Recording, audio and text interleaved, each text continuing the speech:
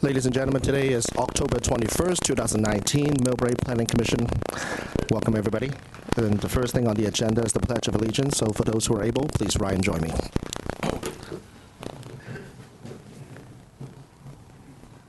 Pledge allegiance to the flag of the United States of America and to the republic for which it stands, one nation under God, indivisible, with liberty and justice for all. Please be seated. Can we have a roll call, please? Present.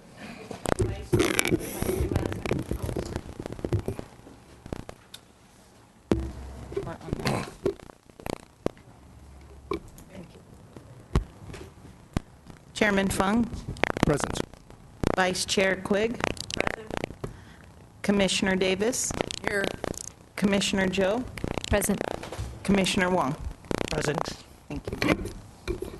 We're all here. Thank you very much. Today anybody have any agenda review that we want to discuss?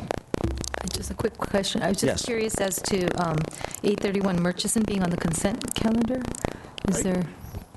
Yeah, thank you for the question. So at the last hearing, I think you'll recall we did have some reordering of the agenda to get our agenda proper. So we've done that. So you will, from here on in, see a consent calendar as an item from time to time. On 831 Murchison, we felt that that project was meeting the development standards, and we thought it was relatively minor in terms of this consent. If the commission would rather ask questions or want to conduct the public hearing, then you're more than welcome to move it off consent calendar. Any motions? I move to take it off. Okay, I wanted to make sure. I would second that. I wasn't sure if I was the only one who felt that way, so yes. Do we need to on it? Yeah, or? we should. Okay.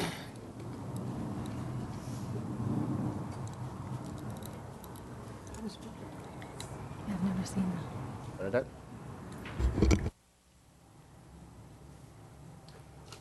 5-0. So item 6A, 831 Murchison Drive will be moved to the first item on number 7 on the agenda list. No meeting minutes today. So public communications. This is reserved for person wishing to comment on any item that is not appearing on tonight's agenda, but yet is within the purview of this planning commission. Those who wish to speak get 3 minutes, but I don't have any speaker slips in front of me. Does anybody want to speak publicly tonight? Seeing none, we'll close public communication, and the consent calendar has been removed. So the first item on the agenda, which is supposed to be 6A, 831 Murchison Drive, is a design review to allow for the renovation and additions of an existing single-story residence and construction of a new second floor in a single-family residential R1 zoning district. Staff? Thank you. So the applicant for 831 Murchison Drive is requesting design review to allow for the renovation and addition of an existing single-story residence and construction of a new second floor in a single-family residential R1 zoning district. The project site is located in south-central Millbrae, adjacent to Spring Valley Elementary School. Murchison Drive is an east-west-oriented neighborhood street connecting to El Camino Real to the east and Frontera Way to the west. The existing residence is located on an 8,687 square foot interior lot. It was built in 1955 and is described as a single-family one-story structure and includes a one-car detached garage. The property is zoned single-family residential and identified in the general plan as low-density residential. The existing site contains a one-story single-family 1,887 square foot house with 367 square foot detached existing non-conforming garage, 3 bedrooms, 2 full bathrooms, kitchen, dining area, laundry, and living room with fireplace, entry, and closet. The project would add a playroom, family room, a 3rd bathroom, and convert 1 existing bedroom into an office to the existing ground floor, increasing the square footage by 685 square feet. The construction of a second floor proposes the addition of 1,180 square feet to the existing single-story house, altering the interior and exterior significantly, therefore requiring Planning Commission approval. The proposed second floor includes 3 bedrooms, 3 bathrooms, a sitting room, circular staircase, walk-in closets, and hallway. The existing roof pitch is 5 and 12, and the proposed roof would be 3 and 12 pitch. 3 new skylights would be added. In accordance with the City of Millbrae Community Development Department's submittal requirements for residential development, a total of 7 proof of neighbor consultation forms from the adjacent residences were distributed. 4 were returned in support of the project, none were opposed, and 3 were unreturned. On July 1st, 2019, staff mailed a letter to all adjacent neighbors informing them of the proposed development application and requesting that they contact city staff for more information. Staff confirmed 1 additional letter of support, however, no other responses have been provided to staff or to the applicant. Staff recommends that the Planning Commission review the project, consider the public testimony and the findings as presented, and consider adopting the attached resolution approving the application for the renovation and addition of an existing single-story residence and construction of a new second floor in a single-family residence in a single-family residential R1 zoning district, subject to the attached conditions of approval. So this slide shows the existing site plan. This kind of beige color shows the detached garage. This is an existing non-conforming because it doesn't meet the 400 square foot minimum. It is used as a 2-car garage. We worked with the applicant to provide a surface parking space at the front of the lot. So in the proposed site plan, you'll see where that addition is located at the front of the driveway. The existing site has a lot of area to infill, so this site shows where the proposed infills on the ground floor and extends it slightly to the rear. And then the second floor is shown in red. The setbacks are shown at 4 foot. Again, the second floor setbacks are established from the exterior ground floor wall. It doesn't relate to the property line setback. That's the ground floor setback. So if you look at the property line for the ground floor, it must be set back 5 feet. At that point, then they have to have a second floor step back, which is relative to the width of the lot. So because they have an excess of ground floor setback, that additional credit gets applied to the second floor. Because they have a 12-foot setback from the property line to that second floor, they have an additional 6 feet that they can credit for the second floor. In almost no case would you ever have a second floor step back less than 4 feet.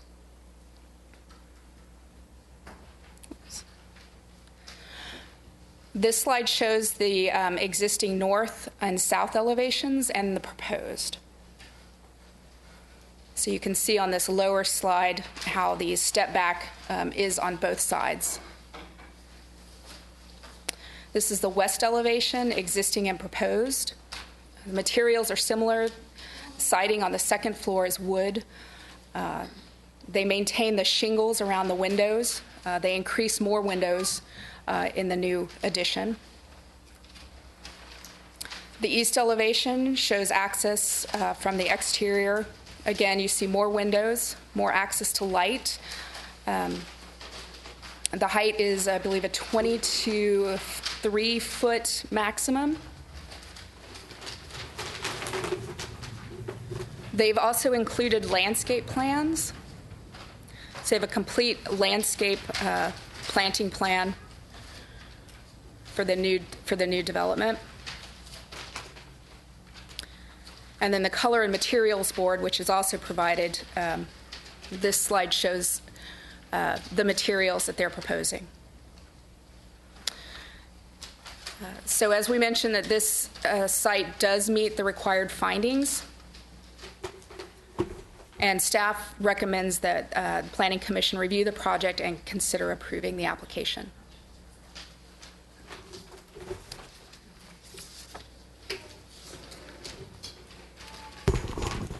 Anyone has a question for staff?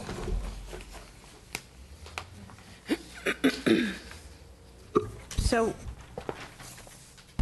you might have said this and I might have missed it, but am I correct? The application submittal date was April of 18?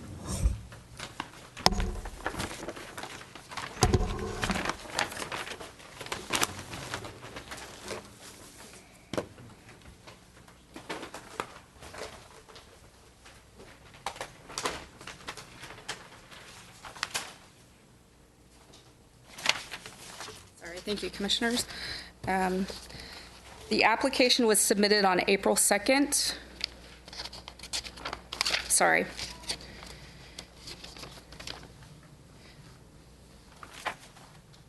Sorry, that was submitted on April 2nd of 2019. That's a typo.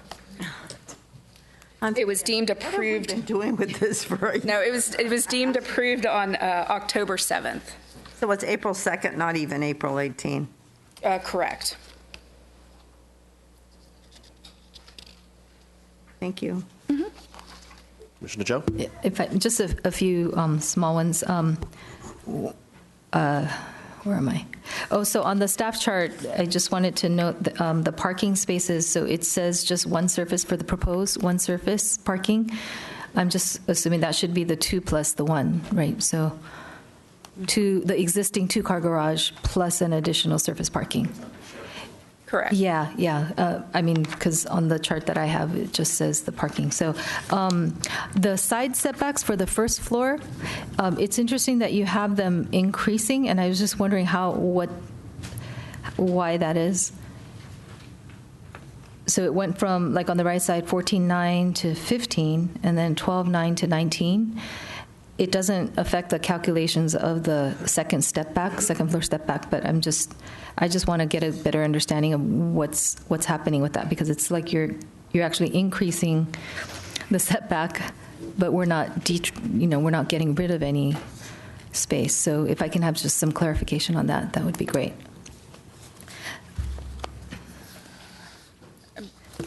I'm not sure. So if I'm looking at my thinking on it is, if I'm looking at A2.02, then toward the front, there's the existing, which is like 12.9 on the first right floor, right side setback toward the front. But toward the back, it becomes a 19.7, so maybe that's where that number's coming from. Yes. But wouldn't we keep the 12.9? Yes, it would be from the most extreme case, the closest wall. Right. The condition that's the most severe, that's where we would take the setback. Okay, so it should have stayed then at 12.9 and 14. Okay. We can correct that. It's either that, or in the future, we can have what the existing is and what the setbacks are to the newly proposed is, just to show you both.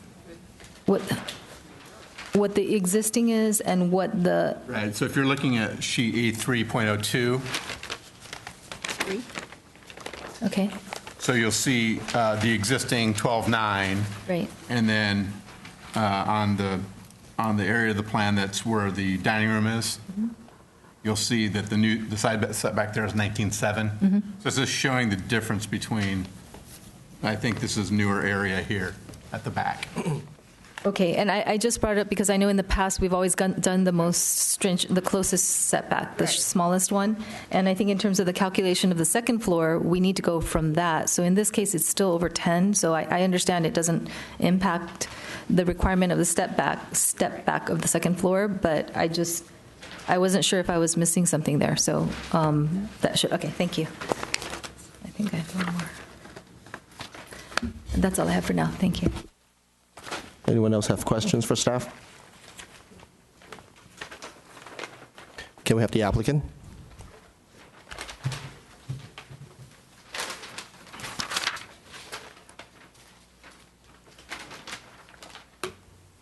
Yeah, my name is Sicheng Cai. I'm from San Jose. My address is 2050 Concourse Drive, suite number 50 in San Jose. And I'm the architect of this project, and my project manager is on vacation this time, so he do most communication with city. But anyway, when we go through all the design, we really appreciate planner give us lots of helps to get things moving to this stage. And so I just come here to answer all the questions what you have. Do I need to do the presentations?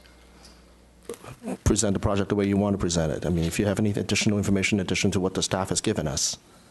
I think staff pretty much already explained what all the projects. All right, fine.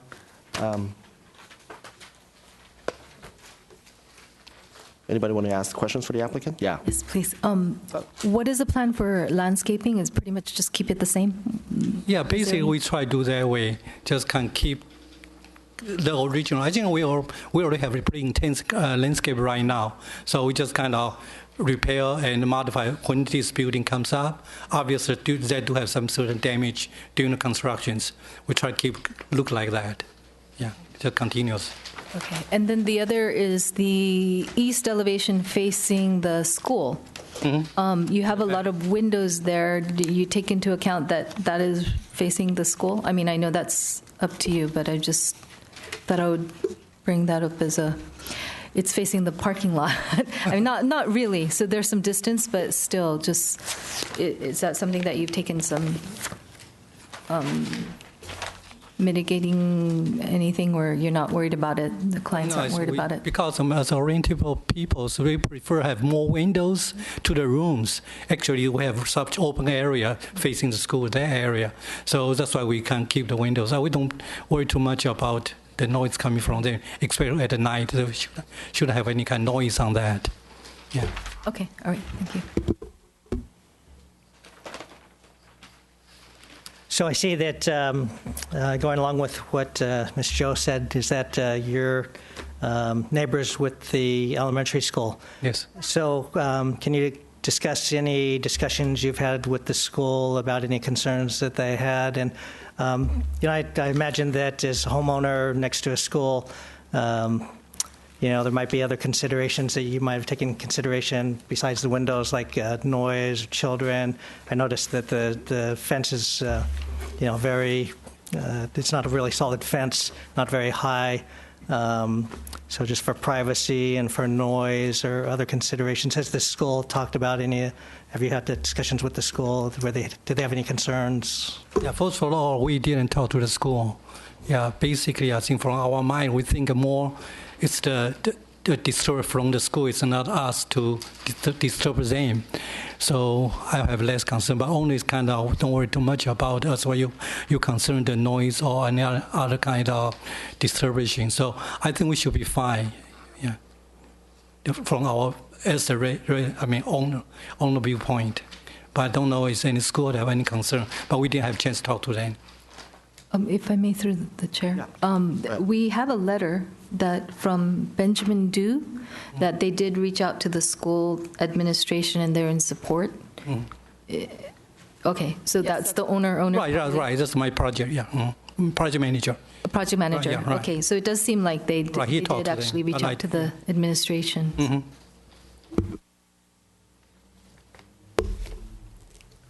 Anybody else? Shouldn't equip? Very quick question. Because you are so close to the school and we are near the airport, have you thought of putting thicker glass in the windows on that side?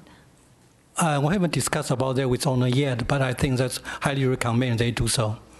Yeah. Because I think based on the location where they are, I believe, Mr. Brad Meister, are they subject to an STC 35 rating windows over there? They should be, right?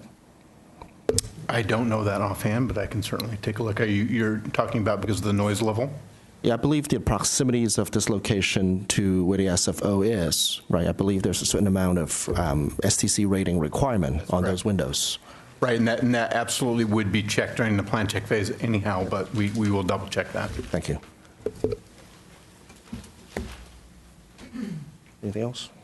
yeah, that's fine. I don't remember it being in the airplane route for many years, but it might behoove you to put some better windows in so your clients can have a very enjoyable time when the kids are out. Sure, I understand. Maureen, you have anything? Nope. Okay, I got some questions for you.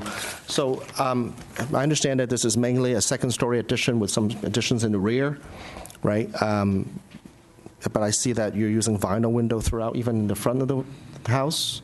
And what is the stucco going to look like? Is it going to be, smooth stucco, or what's it going to look like? Well, right now, I think we are kind of using called sand finishes. It's not very smooth. So I personally don't like the shining on that. I'm sorry, you were... Not too shining. Some if you use a smooth finish or stucco, Right. come a little bit shining. We call it a little sand finish, a little bit raw feeling on that. But it's not a big patch. It's just kind of the texture on that. And what kind of door do you use? Is that wood door? It will be wood doors, but I will be different the cost. Probably just a compositive type simple door or mixed. Yeah. Yeah.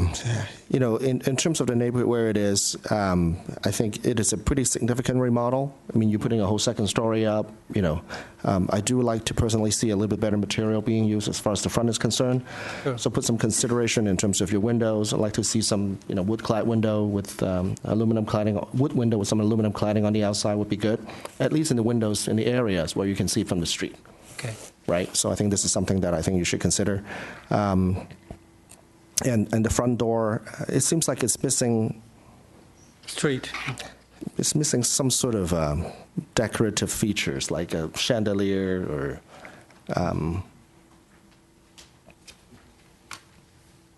I think the front could be enhanced a bit from a design perspective. I think there's some opportunities you could...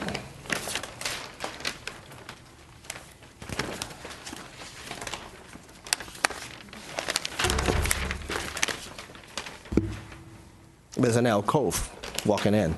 Right, is it? Yeah. Yeah, I think from the standpoint of design, I like to see a little better material in the front, at least in the area where you can visible from the street. Like I said, consider using wood windows and Yes, right. We can and the doors as well. Sure. So the old stuccos are coming out? Yes, right. So I think we'll take it out. Okay. Pigmented, the color-wise? Color-wise, Is it pigmented stucco or is it going to be painted on? painted. Yeah, I think usually I prefer painted. So it's just a regular stucco trowel finish Right, yeah. that you paint it on? Right. All right. Yeah.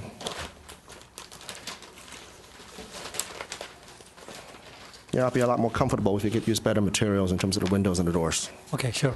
Okay? Anybody One else? quick question. Please, Commissioner Quick.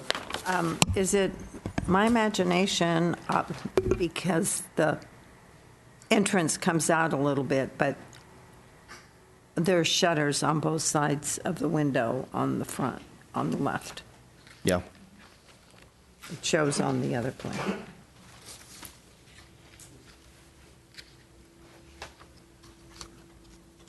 So you were saying? Just Yeah, shutters? I mean, it's because the front is coming forward. It's an alcove entry. So, it's Yeah, it makes it, projected out, but then the front door is actually recessed a little bit. yeah, but then, Presentation-wise, That is yes, there there. should be a little shade on the other side. Okay?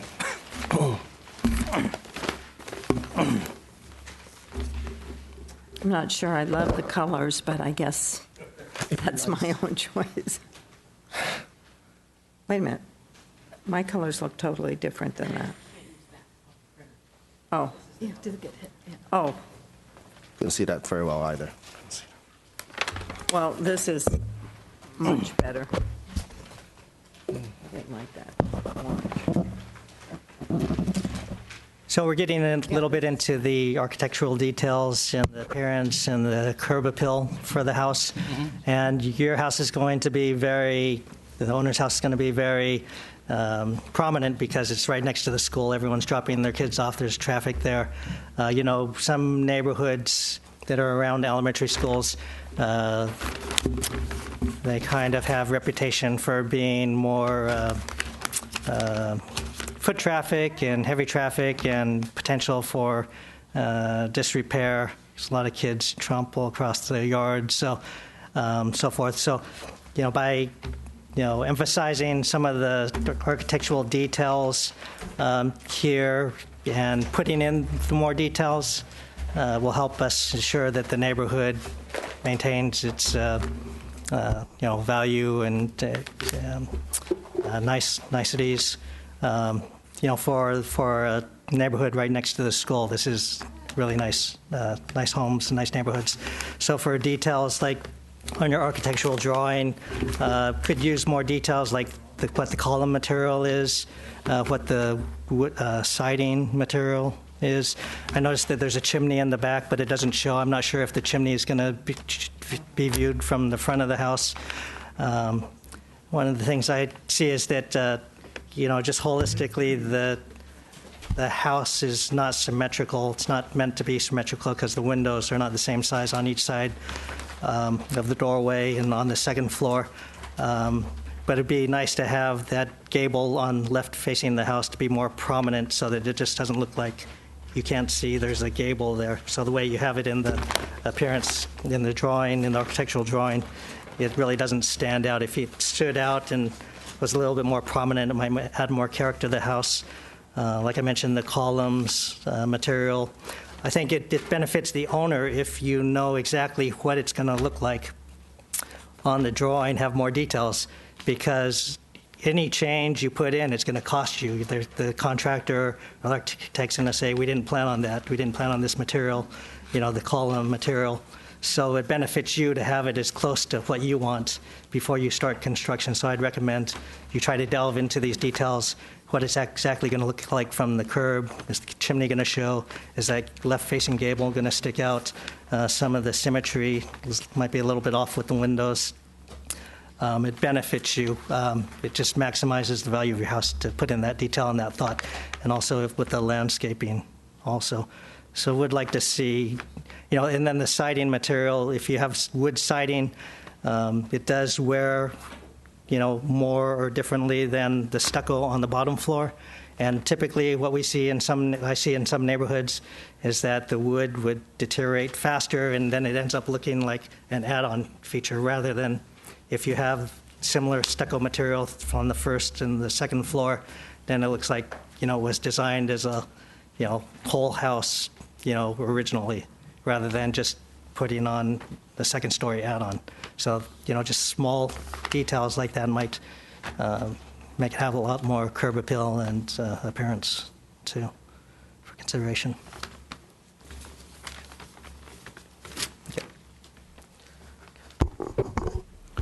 Any other suggestions for him? Okay. One thing that I have is, somewhat of a concern about. This is going to be a much bigger house than it used to be. Mm-hmm. What's your consideration on water and power, right? And what I'm concerned about is, this is very, very close to a school, right? My concern is your accessibility in terms of construction hours. I like to make sure that your construction don't begin until school started already, so avoiding the drop off and going to school kind of a time frame. So starting after 9 o'clock would probably be better. Second thing is I want to minimize the amount of time where you have a broken sidewalk, because all the utilities are underground in that location. It's going to be a pretty difficult situation for kids, to be dropped off in the morning and in the afternoon picking up if, you're blocking off the street, broke up all the sidewalk. So, Mr. Meisner, what sort of condition can we put on it in terms of public utilities and sidewalk? I mean, as I know that given a house of this size and the renovation that they had to go through, the sidewalk are likely to be disrupted. Right. So I was just looking at your conditions of approval, and I think in 10 it talks about how the project needs to comply with the applicable Public Works general conditions of approval, and also I think looking at hours of construction, as well as a construction plan that we work out during the plan check process is important for the reasons that you stated, right? Just to try to minimize any kind of impacts for pedestrians walking down the sidewalk, that type of thing. Especially when you get kids dropping off in the morning. Absolutely. So I think if it's the commission's pleasure and you wanted to add a condition there for more specificity, we can do that. Otherwise, I think once you get to a motion, there are a number of other things about design I think should probably make their way into a condition of approval in the motion, but we could certainly add something to that effect as well. Can we put a limitation in terms of how much When are you looking to begin construction? Probably next year, about March. March? Yeah.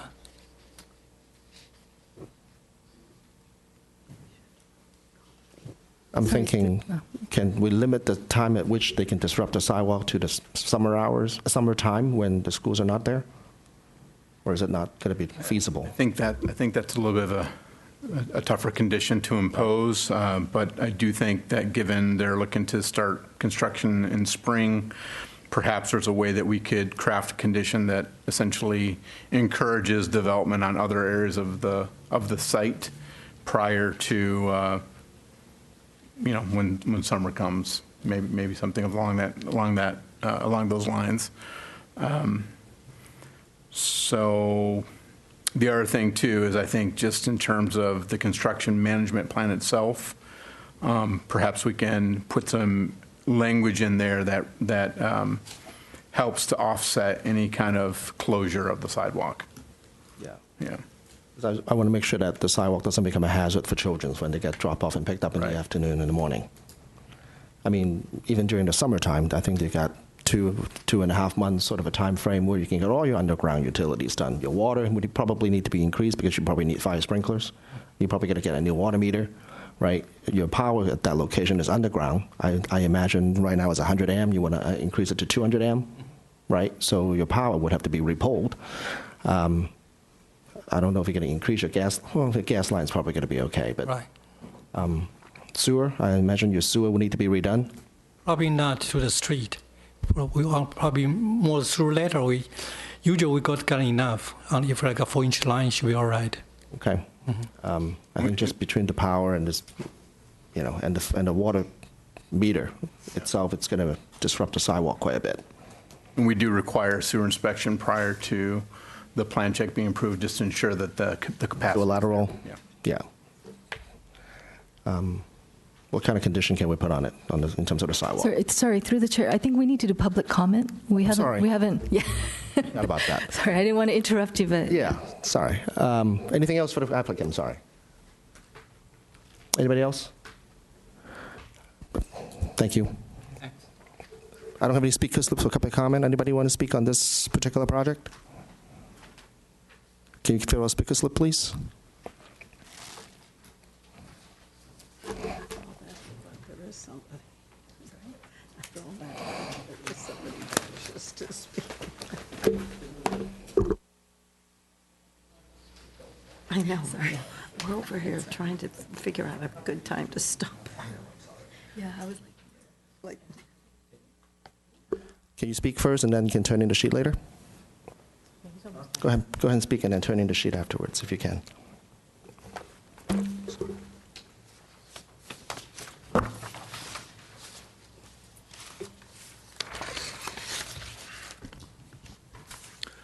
Yeah, between Millbrae and San Bruno, I've been lived here since I was 2 years old, so I've seen a lot of change and not change in Millbrae. I live right behind that house, and I've seen there's a house on the corner of Marcella and Pinion that was changed. They changed the garage from one side to the other side. Down the street, they tore down the whole house, rebuilt it. It's not a 2-story, but there's a house on Ashton that, like in the 70s, they did a 2-story. And the house next door to this house, they didn't really tear it down, but they remodeled it. And there's a house across the street from that thing, that house that they remodeled it. This guy put a 2-story on there in the 70s, and then I guess when he died or moved out or retired, they added more to it. And there's 2 houses on Hawthorne that are 2 stories. There's always been a 1-story town. I mean, if they want to get a 2 stories, they can move to Hillsborough or Atherton or somewhere that has 2 stories. This is, they say, a 1-story town. And I think he'd be looking into my backyard. I understand why people can't go buy a house that's already 2 stories. And it's already hard enough for me to drive past the school to go to work. I guess they don't have buses anymore. So people are always driving their kids to work, to school. So it takes me like 5-10 minutes to 5 minutes just to get past that. I just don't understand why they can't buy a two-story somewhere else. There's too many houses in Millbrae that are having additions being put on. Because they've been a quiet little town, now they want to make them bigger.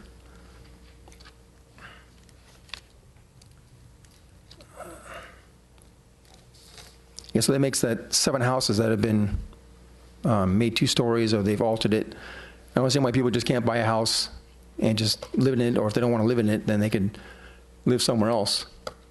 I don't know why they have to alter the houses here. They've been original since the 50s, mid-50s.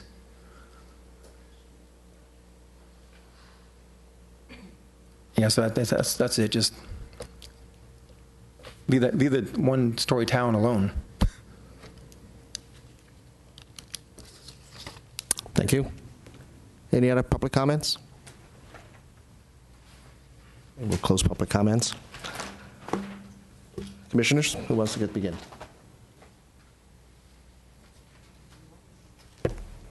Can I ask a question? Yeah, of Question course. of the applicant. So the storyboard that we have, can we put up the front elevation A401?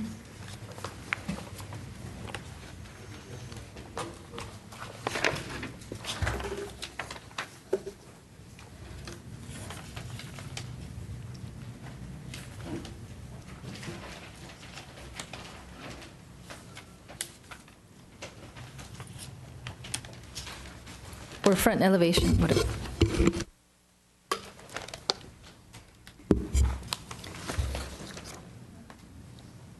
Is that it? That looks like it. Okay. On the charts that we have, the bottom of that first floor looks like there's siding there. So it's the first floor looks like it's stucco on the top, toward the top half, and then siding on the bottom half, whereas a storyboard that we have, or whatever that color board, I think it only had stucco on the first floor and then siding on the second floor. So can you confirm which one? We passed that, right? Yes, that one. So the left-hand side, the bottom proposed front elevation, right, if you look at it, at least on my chart, it looks like there's stucco, and then toward the bottom, there's siding. The lower portion, right. Is that correct? That's right. Okay, because the rendering we have doesn't have siding at all. Does it have it on that one?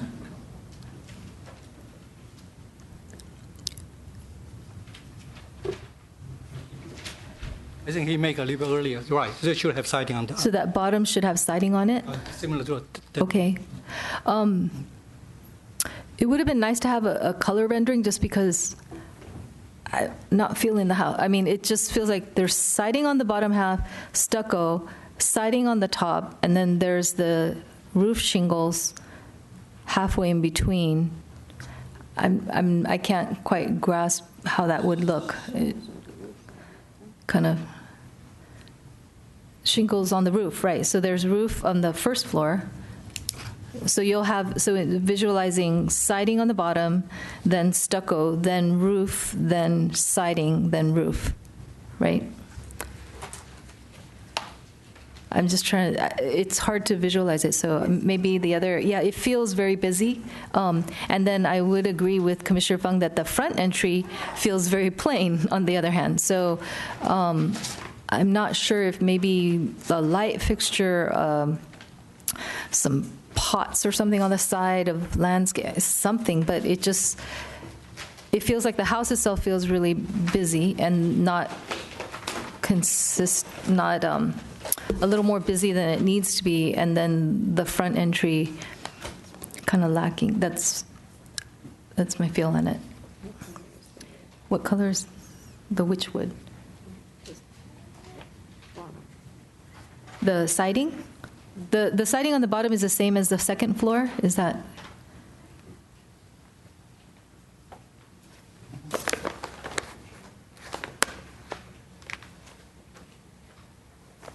Is it supposed to be the same as the second floor, the bottom siding? That doesn't even show the siding at the bottom. Mr. Applicant, Okay. sorry, I didn't get your name at the beginning. yeah, but it's SI, yeah. I'm sorry? SI, S. SY. SY. according to your material board, it doesn't seem to match up with Elevation. A401. So you do have the siding on the bottom? In the front, On the bottom of the first floor? yes. If I may, I think the existing house has siding on the bottom. So it's probably Yeah. just staying. Okay.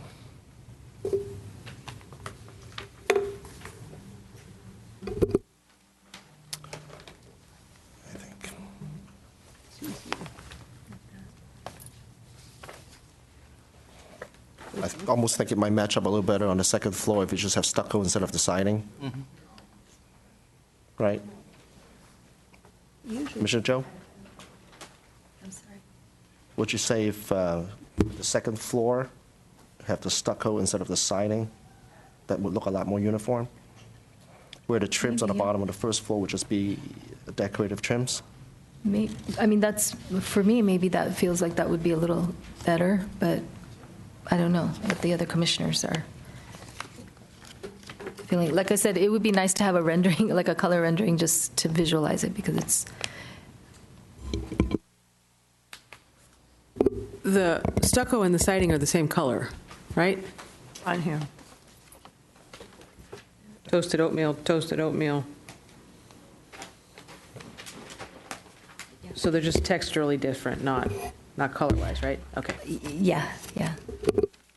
Oh, it says exterior trim, never mind, okay.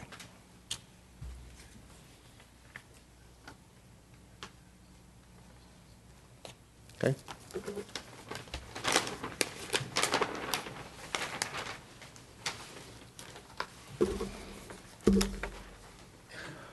Commissioner Joe, you have anything else? Commissioner Joe, do you have anything else? Not right now. Go ahead. Okay. Sorry. I do. Ms. Quaid? The color on the exterior trim says pink beige. Does Yes. that say pink beige too?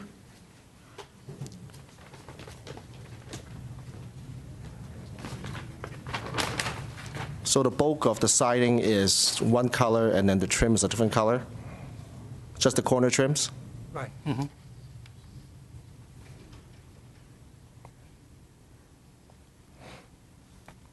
Okay, well, those colors look a little bit better. I don't know what they're called, but they look, And then around the windows, it's the same color? Well, right now, yes, we propose same color, yes. what color is that? It's weird. Okay. Okay, thank you. Anybody else have any other comments, suggestions?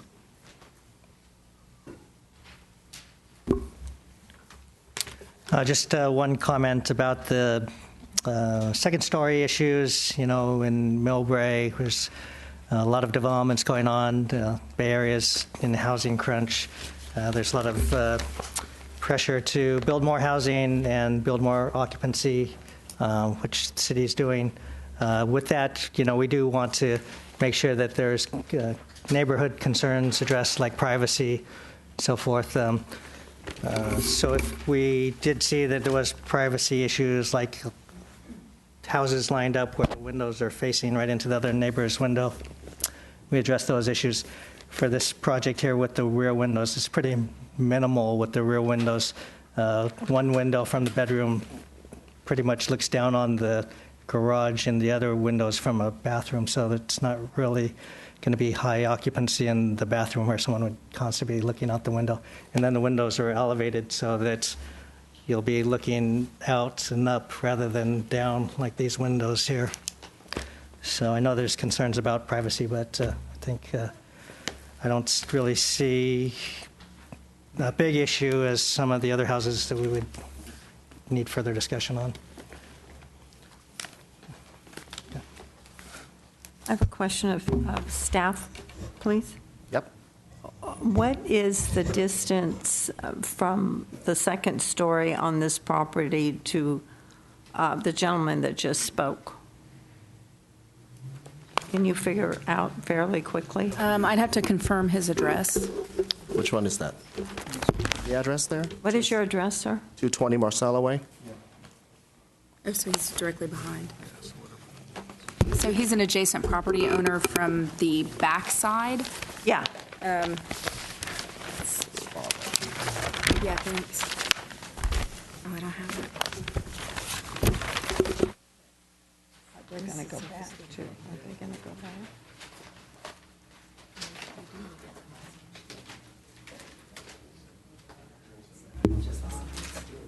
I mean, just through the chair, just the rear setback for this house is 35, so by itself, that's...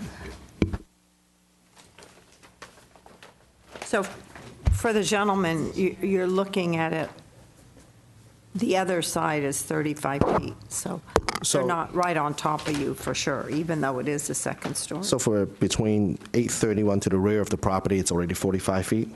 And between the rear property line to 220, the house itself is another 40-some feet. Yeah, so So it's 90 feet roughly.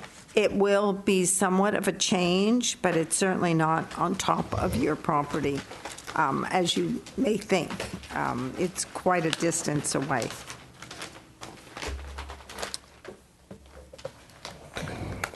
Any other comments?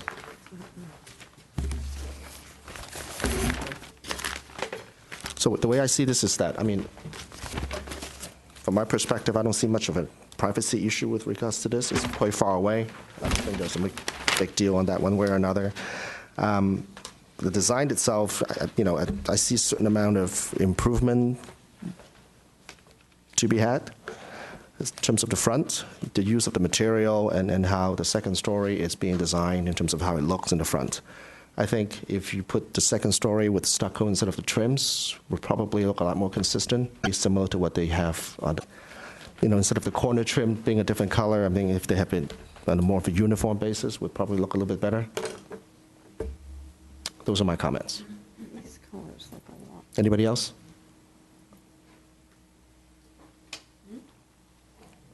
Ms. Joe? Yeah, so I personally, I think I would feel more comfortable with that, with the second floor. Okay. Having the stucco, and then definitely, like Commissioner Chair Fung mentioned, the construction, maybe construction hours during school time can be shifted a little bit, because it's lined up. If you try to go down Murchison, I don't know how to handle that, but I just feel like we need to be really careful, because otherwise it's going to be... I just want to make sure that it doesn't become a hazard for these children going to school. I mean, I can certainly think that, I think the drop-off in the morning is right around 8:15, 8:30. Something like that. So if you go after... So say 9 o'clock? is that some, like during school season at least? Just for me personally, I think that would be, because as it is, if you're driving down, I drive down Murchison during, I avoid Murchison when it's hitting 8 o'clock as it is. But if you're going to have other stuff, I mean, if they're working near the back, I guess maybe it wouldn't matter so much. I don't know, but just if we delay their start times, is it just going to extend delay the length of construction, project? right? So that's why I don't want to do that. So maybe because they happen to live next to the school, I just feel like, oh, it's not fair. No, so if it there's was two a houses way, down, would we be doing this? If it was 3 houses down, would we be doing this? Where's that limit? Where do we stop? I mean, if worrying there's about where the school is. That's true too. But if there's a way to, I mean, this is literally right next to the parking lot. So, yeah, I mean, it's hard. So if there's a way where maybe they can, limit the front work or something, workers, trucks going back. I don't know how it works, but something where it can.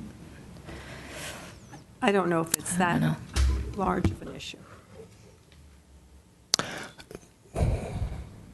I mean, chances are the workers will figure it out and will perhaps not schedule deliveries at 8 o'clock in the morning and that kind of thing. They may figure it out on their own once they see the traffic while they're trying to get their stuff done. Who knows? I don't know.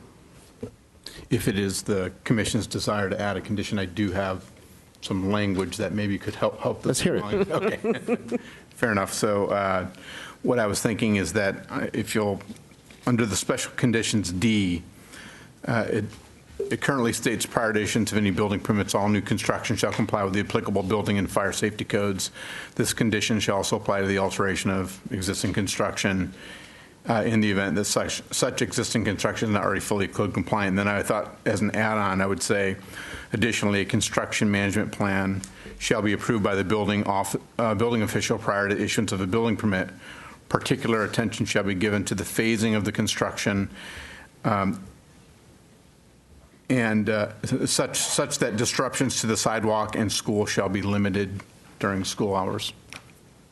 Just something that gives us a little bit of the ability to work with them on trying to look at that period, basically from March until summertime, to try to mitigate anything that's impacting the school. Yeah. I'm okay. I like that vagueness. That gives us flexibility to make it work for everybody. Right. I like that. Would it place like a lot of extra burden on the staff, though, or is it good? All right. No, I mean, just so the commission is aware, I mean, even typically during any project that we don't have this condition, we still are talking to them about their construction and any kind of impacts that are coming in. So it just gives more clarity on the location and proximity to the school.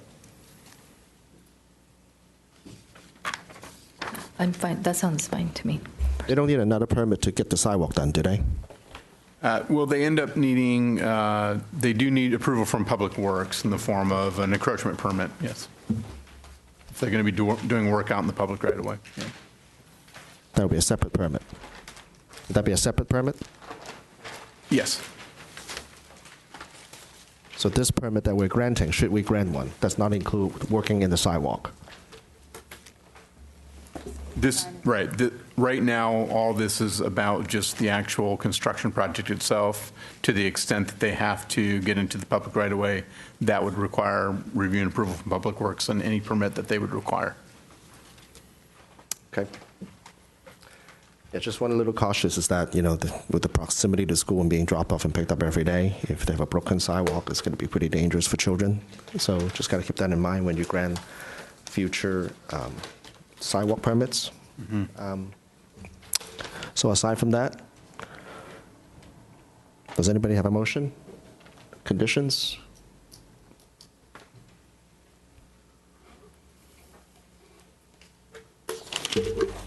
Okay, I can take a stab. If I can remember it all. Where's our resolution?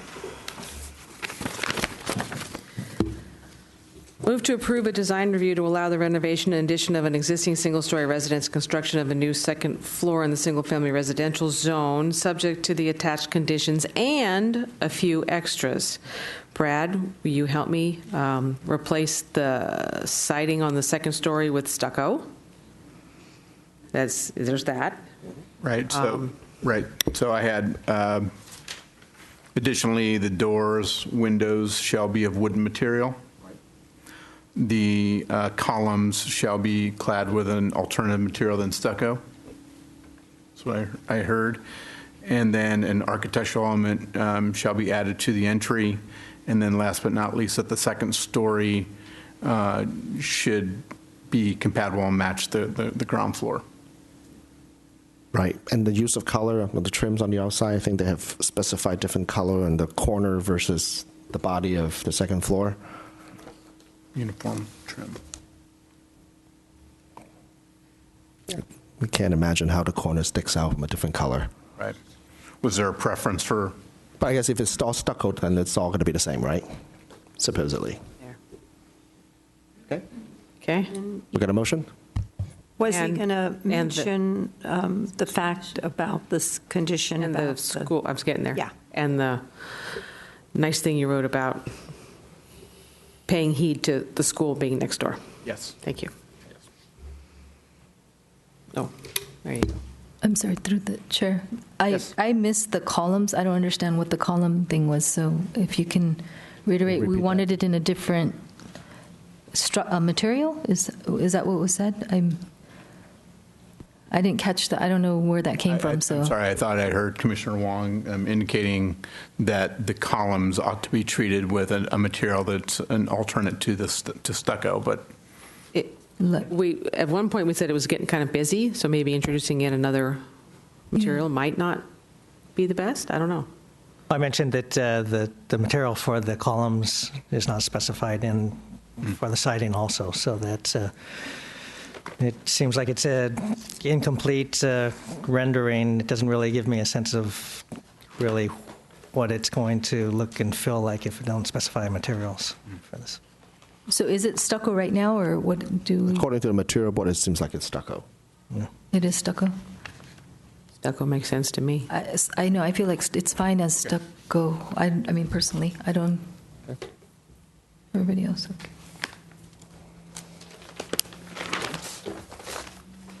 Any others? I can go. I will second that motion. How many conditions we put in there? 3. 4?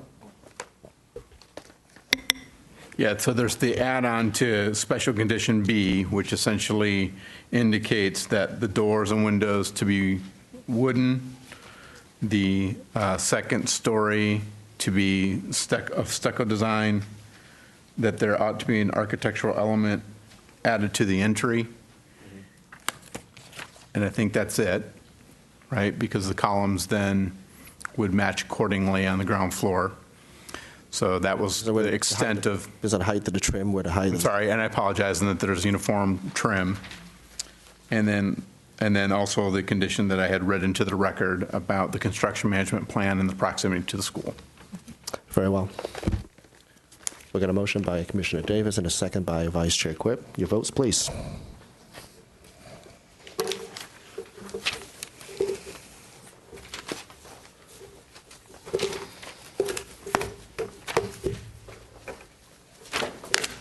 We got a 4-1. The project's been approved, subject to a 10-day right to appeal. Congratulations.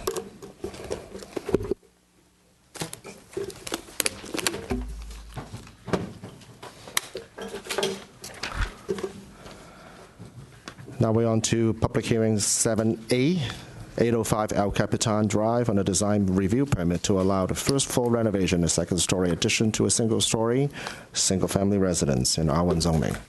Mr. Fielding.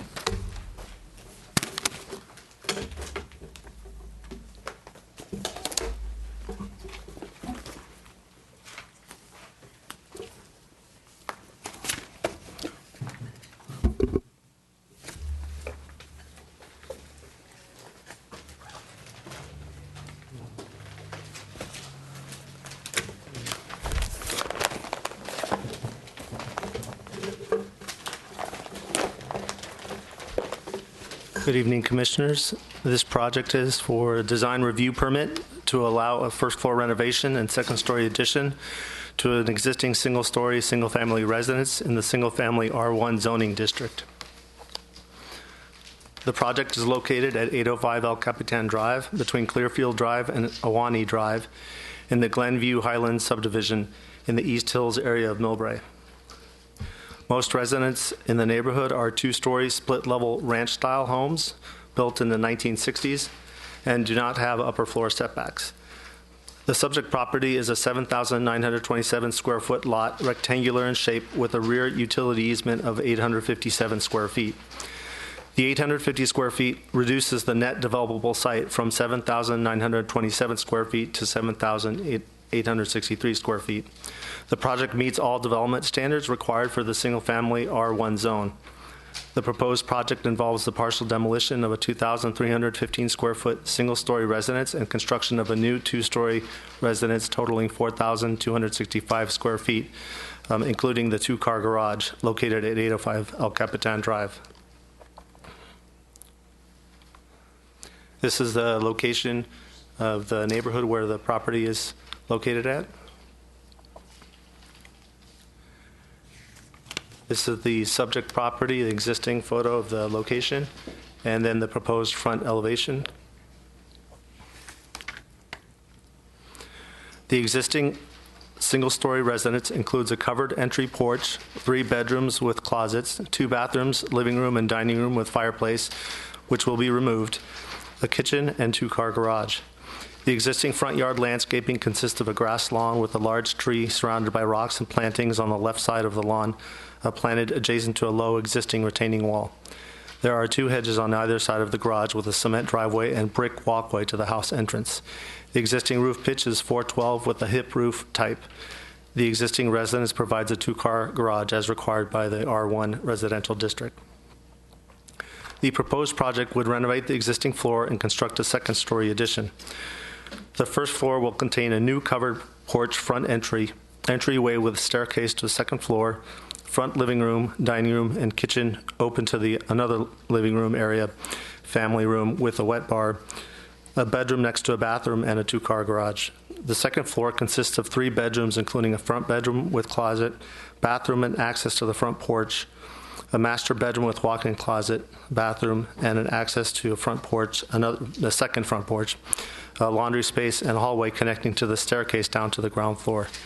The project will enhance the front yard landscaping by installing new permeable paved walkway to the entry with 2 new entryway planter boxes and a new permeable paved driveway.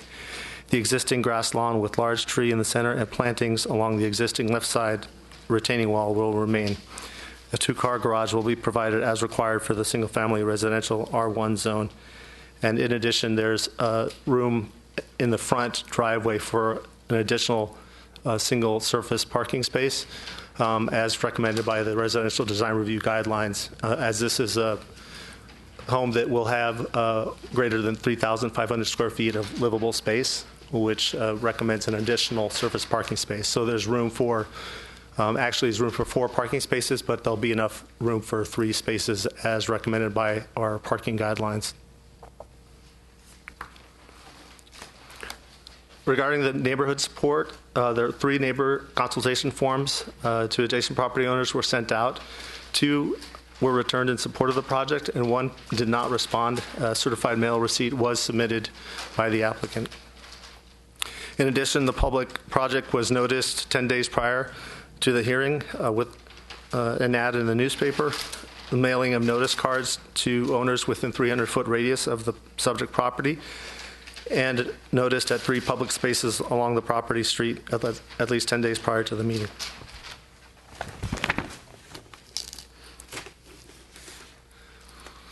On this image here, you can see the existing home on the left side of the image, and then the middle part of the image is the new proposed 2nd-story addition.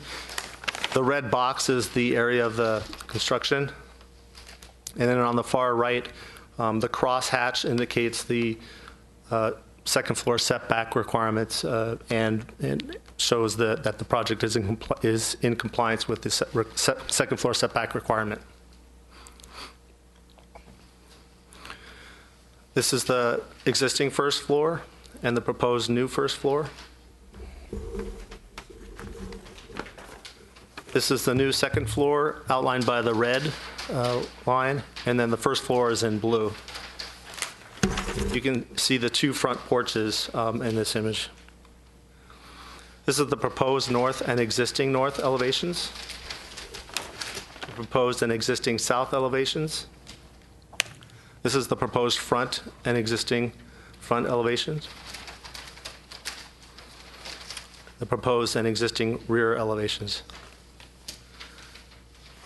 This is a landscape plan showing the front permeable paving and entryway.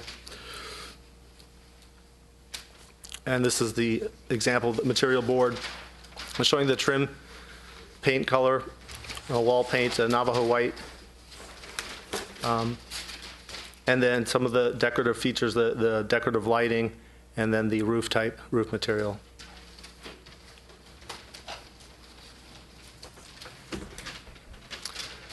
Staff has reviewed the project for the design review and determined that it meets the required findings from the Municipal Code Section 10.05.2500.C.2 and finds that it meets the findings A through D. At this time, staff is recommending the Planning Commission review the project and consider the public testimony and findings as presented and consider adopting the attached resolution approving the application for a design review permit to allow first-story renovation and second-story addition to a single-story, single-family residence located in the single-family residential R1 zoning district at 805 El Capitan Drive, subject to the attached conditions of approval. Staff is available to answer questions, and this concludes my presentation. Thank you, Mr. Fielding. Anyone have any questions for Mr. Fielding? So I noticed visiting this property site that on the left side there's a large, little bit of a hillside slope grade.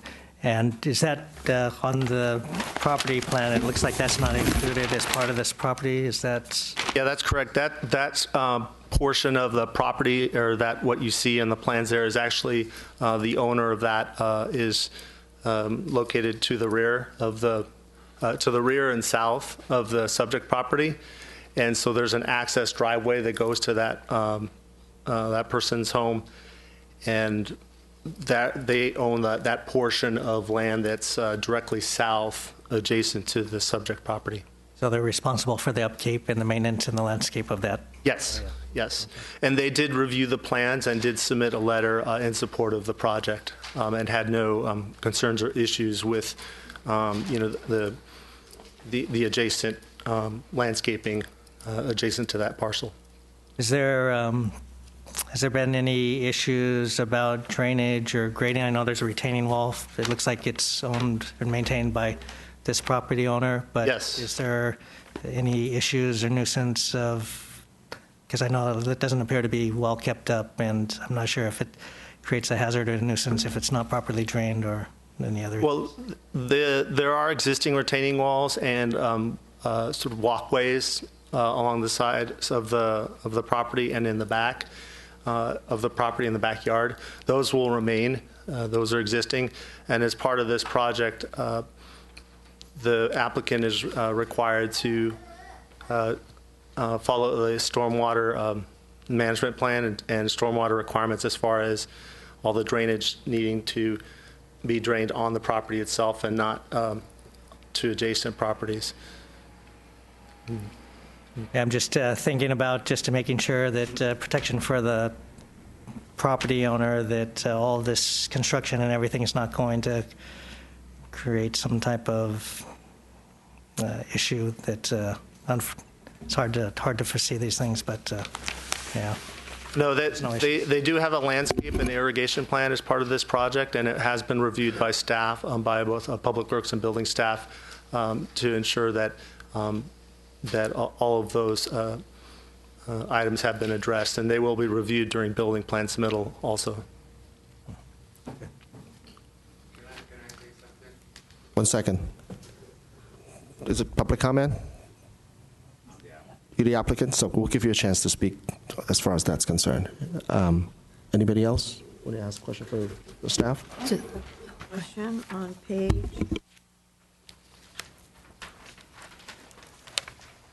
page 4. The setback exception and FAR. Sorry.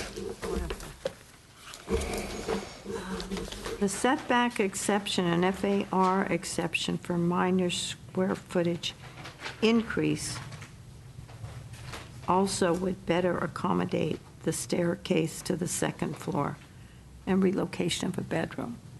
Is that what they're doing? I'm sorry, what's the question?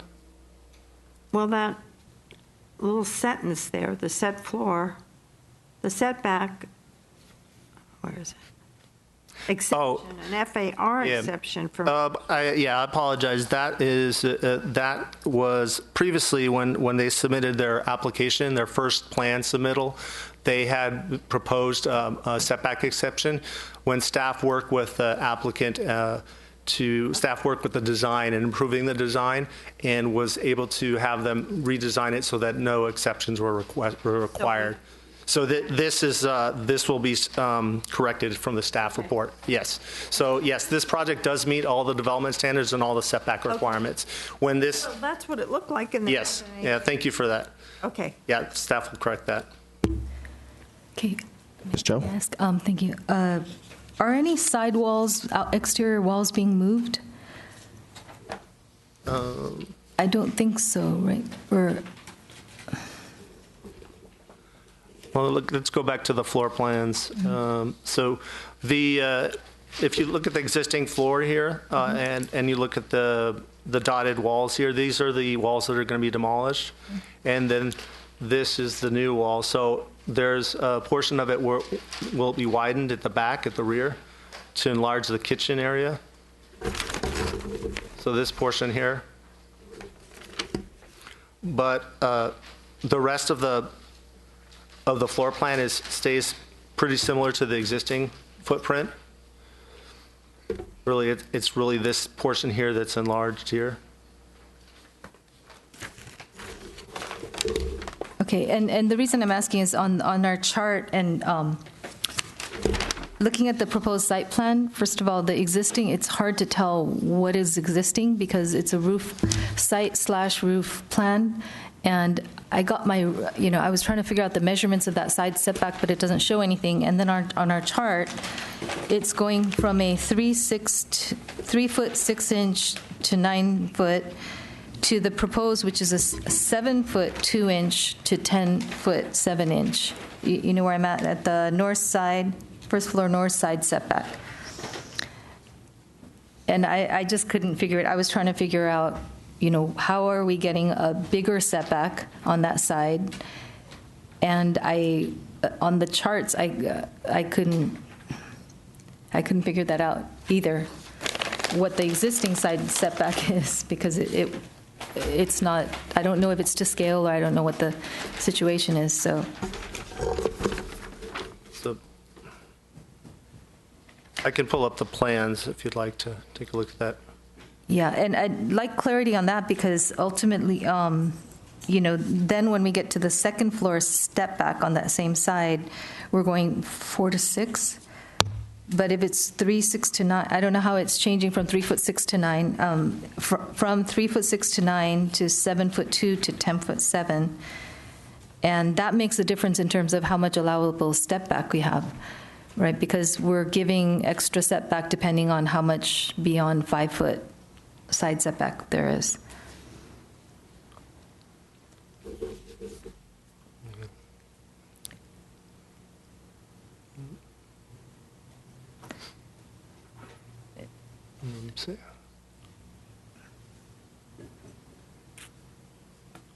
So this drawing, if you go to plan sheet A 2.0, with the setbacks for the second floor, what's used is a reduction factor. So they were able to reduce the upper floor setback to 4 feet on both sides. However, it does vary slightly at the back. It varies because, as I mentioned, on the ground floor at the back, they're widening this portion back here to add the enlarged kitchen area. So you have a little bit of a wider setback there. And then here, this portion here narrows to the required 4 foot setback. And then here you have the setbacks on the north side that meet the required second floor setbacks.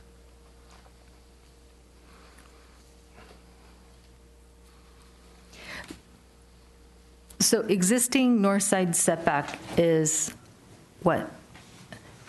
Is it 3, 6 to 9? And if that's yeah, it's existing non-conforming, 3 foot 6 inches to 9 feet. Okay. First floor, that's the first floor on the north side. And then on the first floor on the south side, it's 9 feet to 10 feet. And my question is, how is it increasing? The setback is increasing to 7 foot 2 to 10 foot 7. On the, you're talking about the north side? Yeah, I'm just. The plans, I believe they shift there, but we can have perhaps we can have the architect maybe explain it. Okay. But basically, there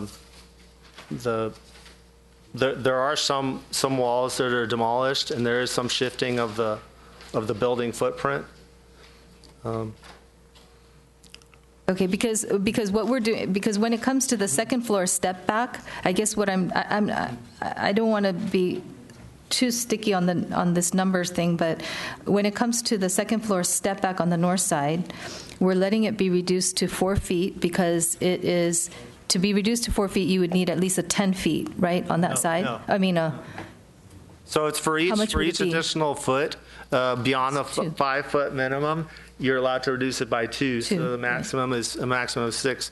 So they have that. So 10 minus 6 gives you a 4-foot reduction factor, 4-foot setback. So they're required to have at least a 4-foot setback, and they do have that on both the north side and the south side. I mean, on the north side, it's saying that there's a 7-foot, at some point, you have a 7-foot setback, right? So each That's the one- ground floor. So the 7-foot, so first floor north side, 7 foot 2 inches to 10 feet 7 inches. Right, so in that section where you have 7 feet, that means that you can reduce it by 4 feet, right? So then the requirement would be 6 feet for the step back. It's 1 for every 2 feet, right? So if it's 7 feet, then you're saying that you can reduce it by 4 feet because it's 2 more than 5. So 5, 6, 7, you have 2, and then you can reduce by 4 feet, which means it's a 6-foot step back. Right, and then as you go toward the back, yes, it does get to 10, so then you could technically do that, but where that second floor starts to jut out, it's not clear. I can't tell because I don't know what the scale is. I can't tell what's that setback right there because it's probably less than 10 feet. So now we're going to a 4-foot step back on a place that's less than 10-foot setback on the ground floor. I mean, if I'm understanding it correctly, I'd like. Which line item are you in? I'm on A2.0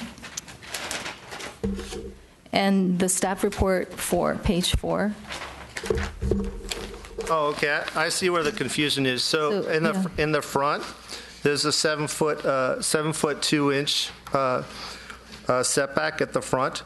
The portion in the front, the second story, that's a porch. It's not an exterior wall. So there's no upper floor at that point. There's no.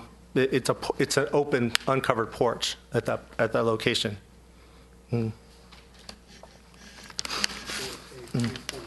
Yeah, it's plan sheet A2.0. Yeah, I'm on A20. I'm just, it's okay, I'll drop it for a bit. Maybe if I look at it, it'll make sense. Oh, okay. Yeah, here we go. So, yeah, if you go to plan sheet A3.02, the architect has pointed out here, there's a required setback of 6 feet. So that front portion for approximately 17 feet, 5 inches linear feet from the front to the heading toward the back is 6 feet, which is the required setback. So they have that 6-foot required setback. This is on the north side.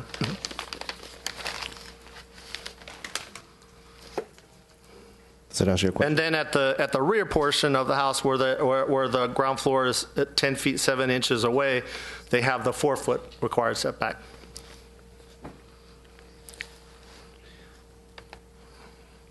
Yeah, this is plan sheet A3.02 shows it the best. It has the best. I'm sorry, A3 point, A3.02 proposed second floor plan. oh, I don't have a 302. A3.02. A3.02. Yes. No, I don't have.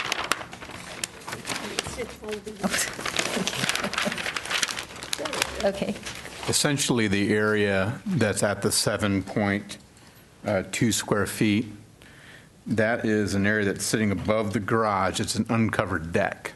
So once you move towards the rear of the lot, as the lot tapers away, the setback starts to get larger, which allows for the factor of the reduction on the offside on the second floor. Does that make sense?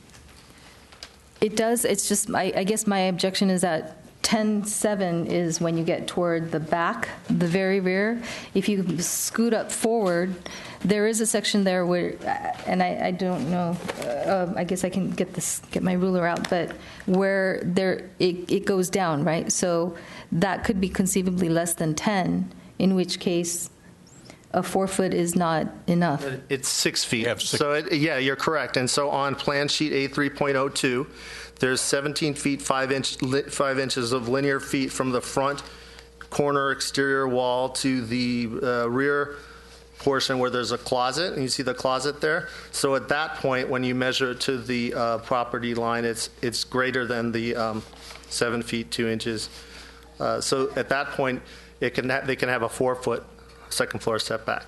But the front portion where you're concerned about that second floor setback is not meeting the setback. That does meet the setbacks. It's a 6 foot. So for the front portion of the house, it's a 6 foot upper floor setback, and then the rear portion is a 4 foot setback. It's fine, I'm going to drop it.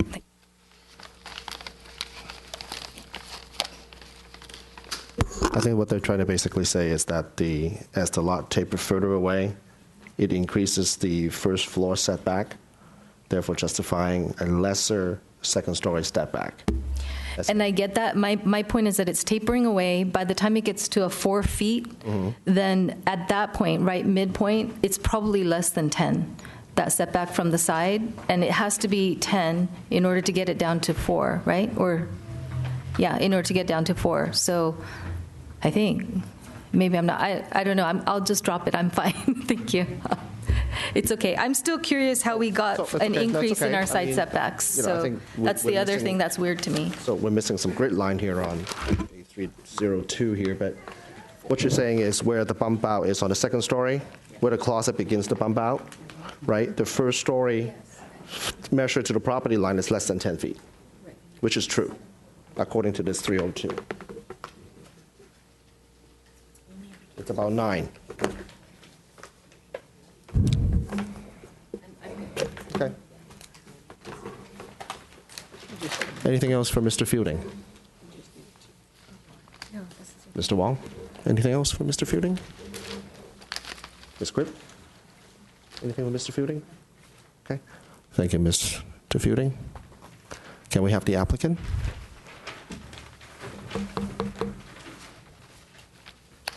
Hello, Commissioners. My name is Suhail Shatara. I'm the architect on the project. Okay. And this is a single-family home with a family of 4 children and an extended family, of course, and parents that come and visit and stay and so on. The site... Just stay close to the mic. Thank you. I'm sorry. The site is nestled into the south and west area. I brought a few images from Google Earth because there's a stretch of land that I can pass this around. There's a stretch of land to the left of the property, which is unused. It can't be used. It's not being used by the owners of the property, which are the people above and behind the subject property. And basically, they've been kind enough to tell the property owner that he could have full use of that site for recreation or landscaping. So the increase in land area, hypothetically speaking, even though it's not owned by my client, is an increase of an additional more than 2,000 square feet. So, and everything above that climbs uphill. So the house is kind of nestled in. There are 2-story conditions all around this property. So the second story makes sense. The family is really outgrowing the existing house. They need the second story. We tried to work with the planning staff to meet the FAR and all the setbacks. Maybe we are off on that second story setback. We could probably adjust that if we are. We're comfortable making those adjustments. About 15 years ago, the site had some drainage issues. We brought in an excavator to excavate around the house and put in some drain rock and some drainage. So some mitigations for drainage has been met already. But we do have a civil engineer who's already looking at the project, has prepared a drainage plan and a water mitigation plan, et cetera, et cetera. So I think the issues that came up in the discussion, some of these things have been looked at seriously, and during the building development phase of the property, we will deal with our consultants to make sure all those things are met properly. I did pass around earlier a couple of renderings just to show the massing and the image of the properties. So I'm not sure if you had a chance to look at those. Basically, that's a second-story addition with a front setback and the side setbacks. I believe the north side setback, where we had two images on the north side setback, I don't think it represents a jog in the elevation, so that's not properly done. But that's basically the image of the house. I just wanted to see if you had any questions concerning the design intent or finishes or anything else you've looked at already.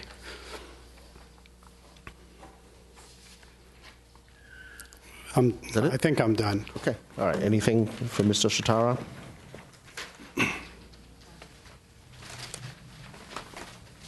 Mr. Wong? I like the design. I think it's very unique, symmetrical. The material, what type of, is it stone material or faux stone? It's primarily stucco with some cast stone for the coins on the corners.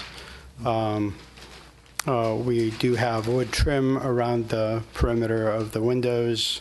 We are considering a cast stone on the front facade for those windows as a trim. It's a matter of cost, and it's a matter of dealing with design staff to see if they'll actually accept that material. What type of style would you characterize? It's more French Regency to some degree with a little bungalow-esque quality. Is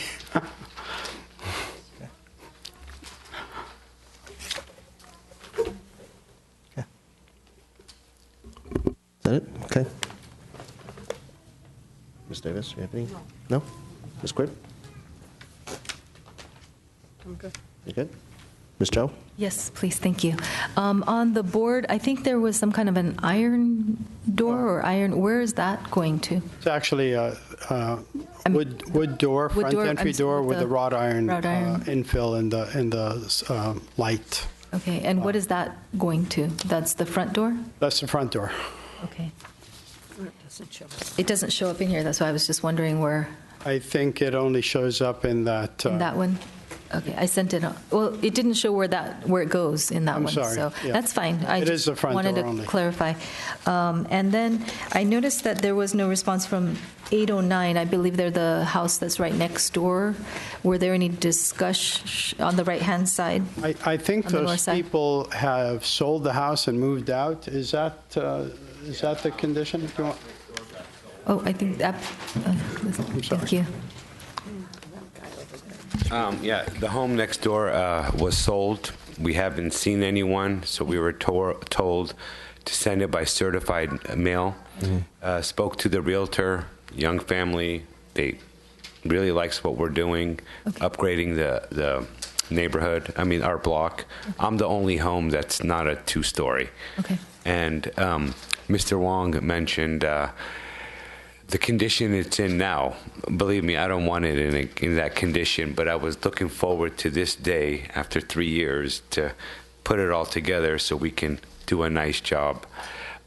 Pertaining to the land next door, like Sohail said, yes, the neighbor above us said, next door, do what you like with it. If you want to pretty it up with landscape, use it for recreational purposes.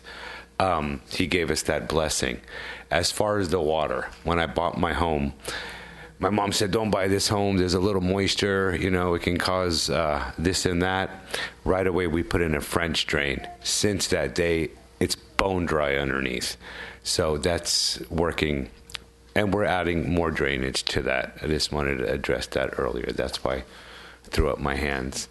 Okay. I've been a resident here for, come January, 34 years, and a family business owner, Italian delicatessen on the 500 block of Broadway, which is now Jamba Juice.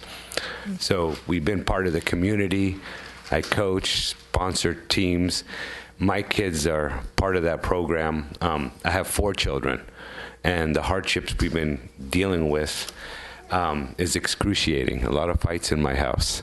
So we wanted to address this. Initially, I was going to go 2-story, and then I couldn't wait. I wanted to go to a 1-story, and then a friend said, hey, you have to accommodate your needs. Go for what you need. So we're here today, and we want to build a nice home for our family, and that's it. A productive, useful thing. So we want to give them some room and some bathrooms. I made many attempts. The cost of homes, as Miss Joy would know, can build this for our family. Fair enough. Right, but the exterior wall It's is... the same wall. Okay, got it. And then you're going to have that 4-foot and 6-foot setback, step Correct. back for the second floor. Okay, thank On you. the south side, though, I have to admit, I just noticed that someone forgot to show the demolition of the area where the... Mr. Chautauqua, second floor.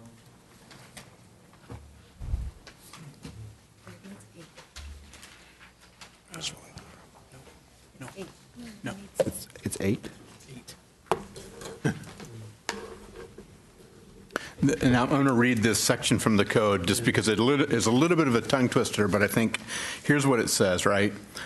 We're talking about the second floor now. The side yard setback is 10 feet from the distance of the exterior wall below. However, right, this setback may be reduced by 2 feet for every 1 foot that the ground floor setback exceeds that 5-foot minimum. So in any event, it can't be greater than a 6-foot reduction. So basically, the most you can get is a 6-foot reduction, which is 8 feet. 8 feet on the, if you have an 8-foot setback on the ground, you get the 6-foot reduction.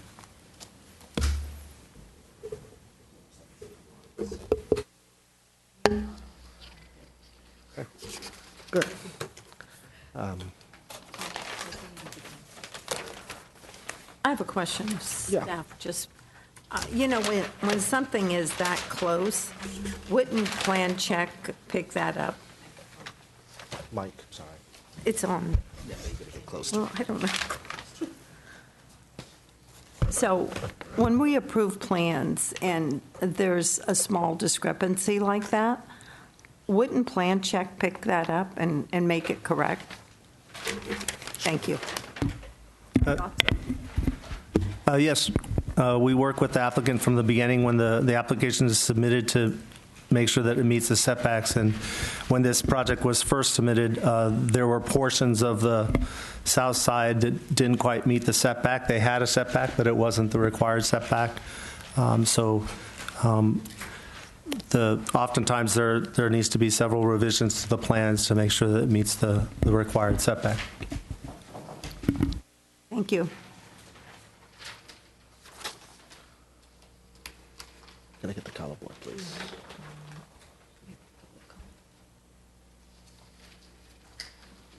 It's all stucco on the exterior of the first floor and the second floor? Yes, Smooth stucco? smooth stucco, Fair enough. integral color, Pigmented stucco? pigmented. Stone beige? Is it It's Navajo? the color board, I think it's more of a beige off-white. The renderings don't quite justify Yeah, it's just the this, I colors. couldn't tell which color this really is. We'll work with planning to, we gave them the right color already on the color board. Okay. But we'll work with planning if there's any variation. So you don't know what the color's going to be? No, that's You the do know, color right? on the color board. Yeah. Yet, if there is any variation whatsoever, we will work with planning staff. I'm sorry to put that out there. I know these things will occur during the process.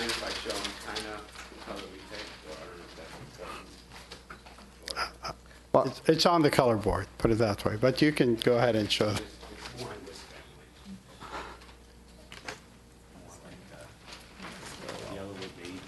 Yeah. Okay, thank you.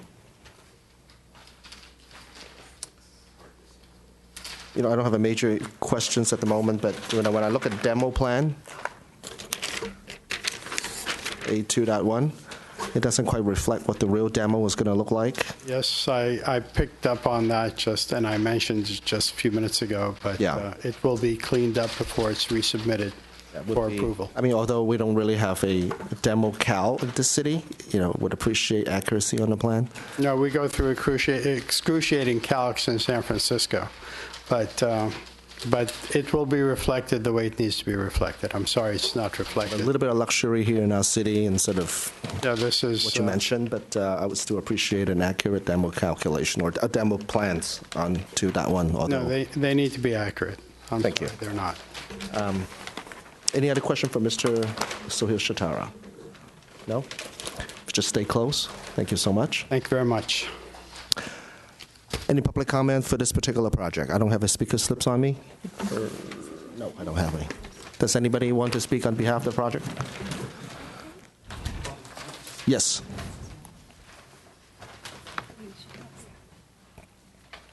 I have one If quick. you can hand over the speaker slip.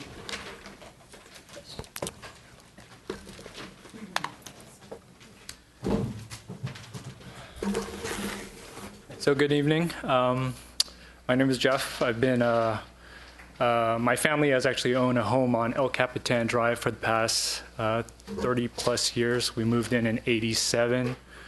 We actually live 2 houses down from the proposer's home. So my concern is really twofold. One, how it affects the existing skyline.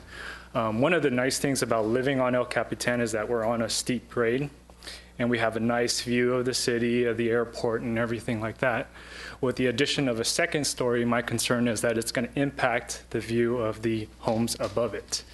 My home luckily is below it, and so we won't have that impact, but we will have the impact of privacy because it will be looking into our backyard, and those are my main concerns. 815 El Capitan is where you are? And how far are you away from subject property? We're 1 house away. So there's, I think, So if you face the- 809 and then 815, right So down. if you face the subject properties on the right-hand side? If I face, it's on the right-hand side, correct. So 2 houses down. Okay. All right. Thank you, Mr. Chu. Any other comments from the public? Anybody else other than?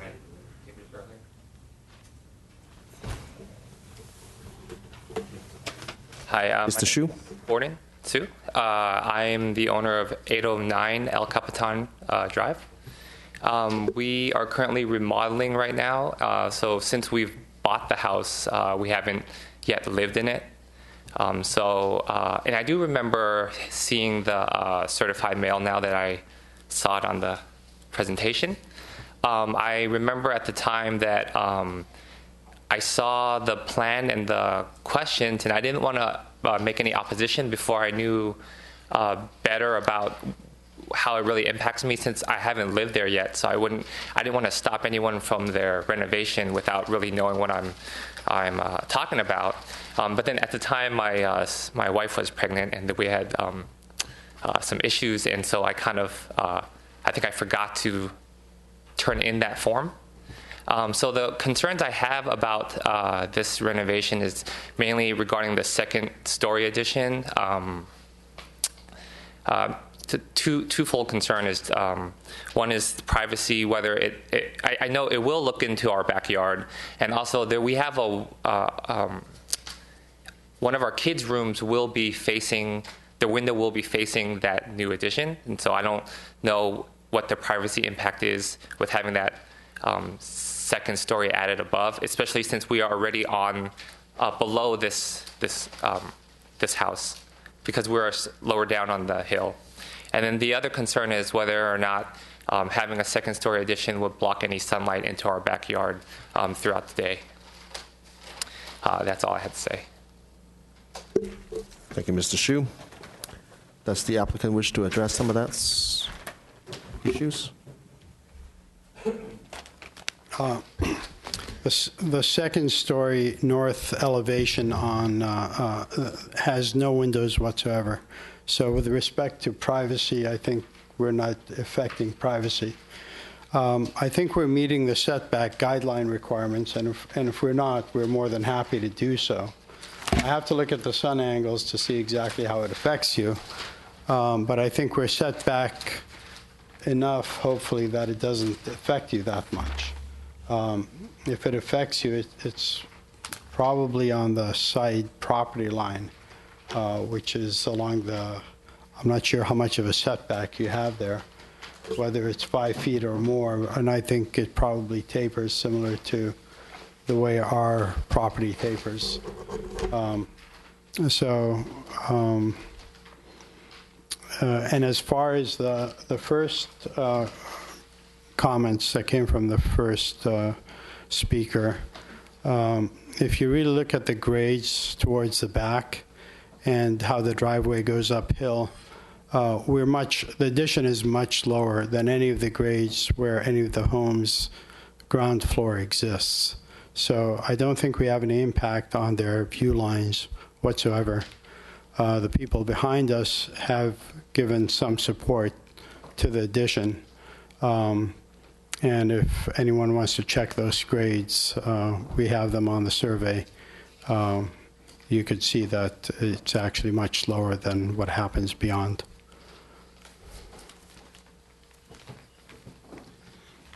Actually, that was a main point for my neighbor behind us. He didn't want to lose his view of the airport. So he went to extent of getting a pole, throwing it up 40 feet, and then going back to his home. He said, well, you're fine.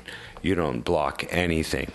And as far as the first comment, he says he's 2 homes below us. It doesn't impact him, but it might impact the person next to us. Well, we don't have anyone next to us. We are the first home going down that home, that block. So that's like a... Right. He's talking about, he's the new neighbor on the right of you. No, the first one said it might yeah. impact the neighbor to the left, to the right of us, but we don't have that. So that kind of addresses that. That was my point. Any questions? Anyone have any more questions for Mr. Shitara? Let me step down. Thank you. Thank you.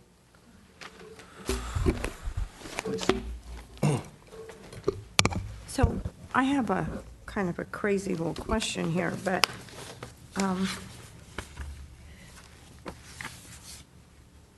who is the property owner on this property? Okay, and your name is? Okay. Yeah, okay, that's fine. Staff, we need to make a little correction here.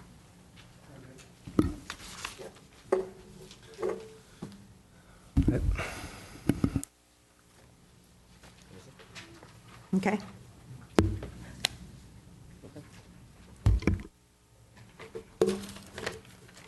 Okay, Sam?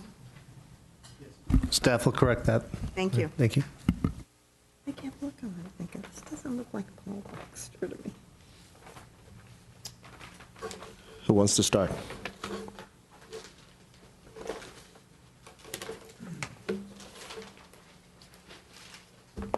Anyone wants to? Go ahead.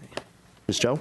Sure, I'll start. I think it looks nice overall. I'm just kind of harping on that one side setback, just because I want to really be sure. It is adjacent to a house, and the house next door is lower, a little bit lower on the grade because it slopes downward, and then they're not that far apart. I'm not sure if it's a 5-foot side on that other house on that side, and then. I was just because, again, we're going from a 7-foot to a 10-foot, and I didn't know that we have that 4. I mean, it's 4 in some area for the step back for the second floor. It's 4 on one part, and then it's okay to be 6. I mean, 6 in one part, and it's okay to be 4 on the other. So I just wanted to clarify that, and part of that is just my concern over making sure that it doesn't feel so close. And it's, we've had other homes where they're right next to each other, and even though the height is not, it's within requirements, it feels a little bit looming over the house next door. So I was just a little concerned about that. But I think personally, I'm fine with that. I don't have any objections. I think it'll look much nicer than what's there right now, so. Well, I think is that they will check that out, because it's not going to be a huge difference. Well, yeah, I mean, so that's fine, as long as it's not a big difference. It's just, if it's enough of a difference, it needs to be a setback exception. So that's why I wanted to iron it out here, because it's not just a plan check issue. It's, if there's a need for an exception, we needed to make that clear. But, you know, I know it's unusual because it's tapered lot and you have the setbacks changing as you go along. My recollection from the past was that we didn't have it, the second step back, changing as you go along toward the back. So that's part of where my concern comes from. If that's not, you know, a concern, that's fine. But just wanted to say that was where my concern was coming from. So, and I would just offer that the intent here is that these plans are checked for compliance at this point, and then obviously again at the plan check phase. If for any reason it was not compliant and they needed an exception request, that would have to come back to the commission. and I don't want it to have to come back to commission. I think that's a waste of, if we need to change it, it should change the first time around, right? Instead of going to plan check and then them having to come back. Sure. I guess my only point in that was, if it's found to not quite meet the code, we'll work with the architect to bring it into compliance. Yeah, I think if that's they better. get right. And then we don't have to deal with this. So, Exactly. so again, that's why I'm just trying to get ahead of it and making sure that it's okay, just so that it doesn't waste anybody's time. So, thank you.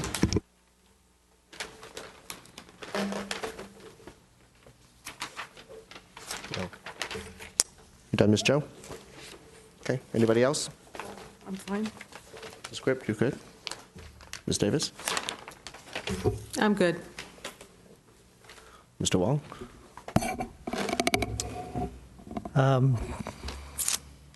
Yeah, just a couple things. So, commend you on your landscaping outside. Really looks great curb appeal, well kept up. I'm excited as a lot of our neighbors renovating the house. Wish you the best of luck. For the other neighbors that we're spending time looking at these setbacks, because that does allow a little bit more privacy and allows light to come in between the houses.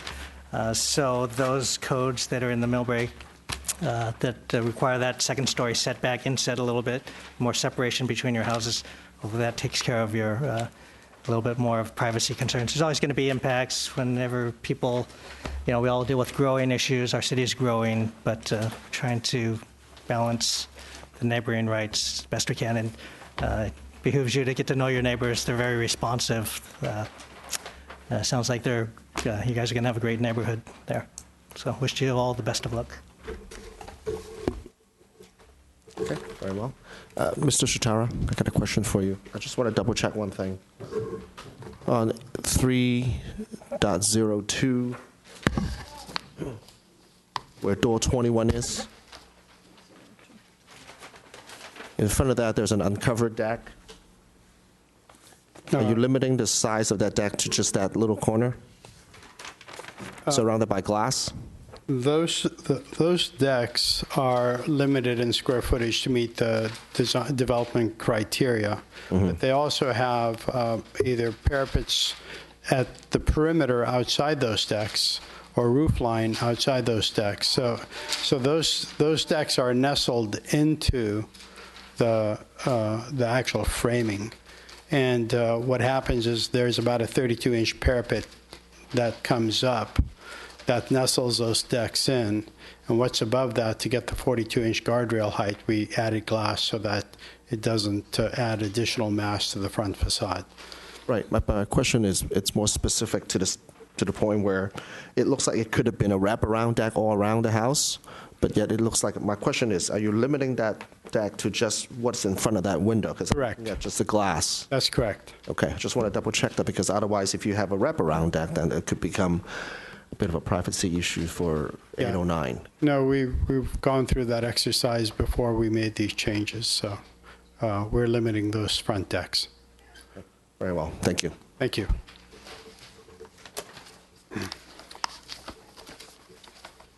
And we don't want a side setback exemption, so we're going to comply with whatever it takes to comply. Good to know. you.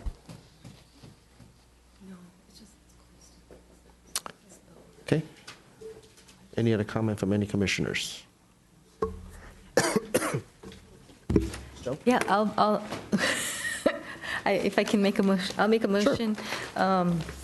And I did want to add that I appreciate that you didn't have the windows on the north side, because I noticed that, and it was like, that's good. My biggest concern was really the neighbor next to you on the right. So, thank you for just doing that in advance so we don't have to worry about the privacy issue.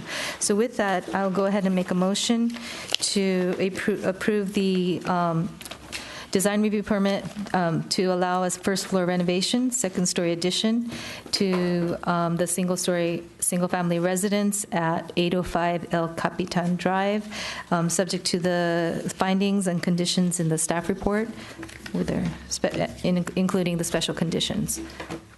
And correct all the corrections on the staff report. And the corrections on the staff report, please.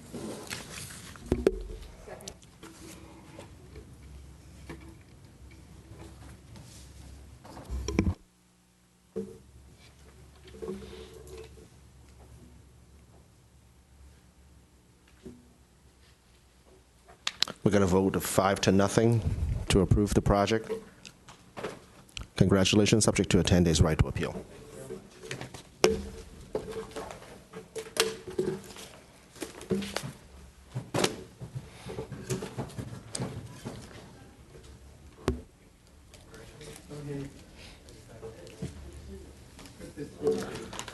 If we can, excuse me, gentlemen.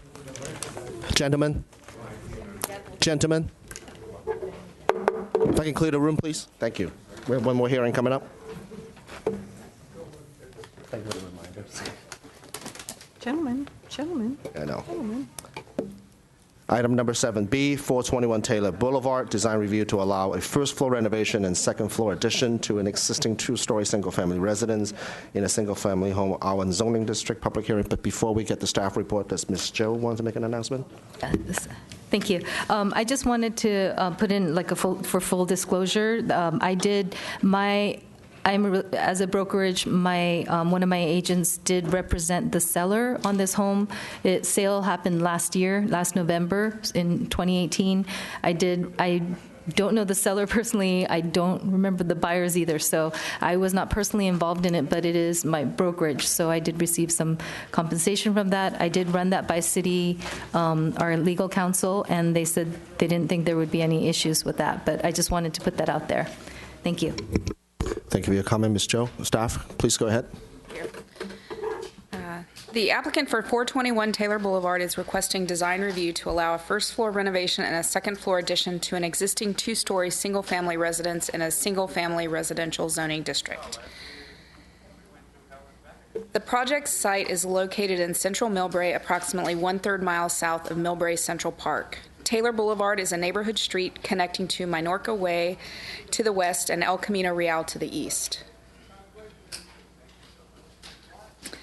The existing residence, located on a 5,854 square foot interior lot, was built in 1940 and is described as a single-family, split-level, two-story structure and includes a one-car attached garage.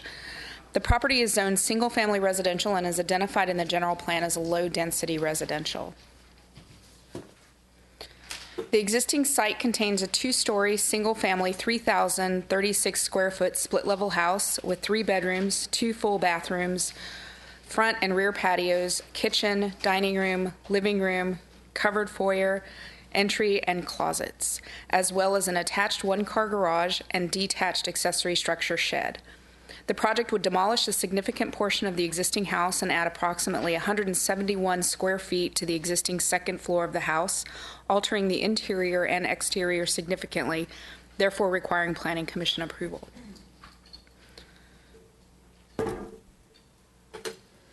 The proposed work includes removing the existing shed and renovating the first floor completely.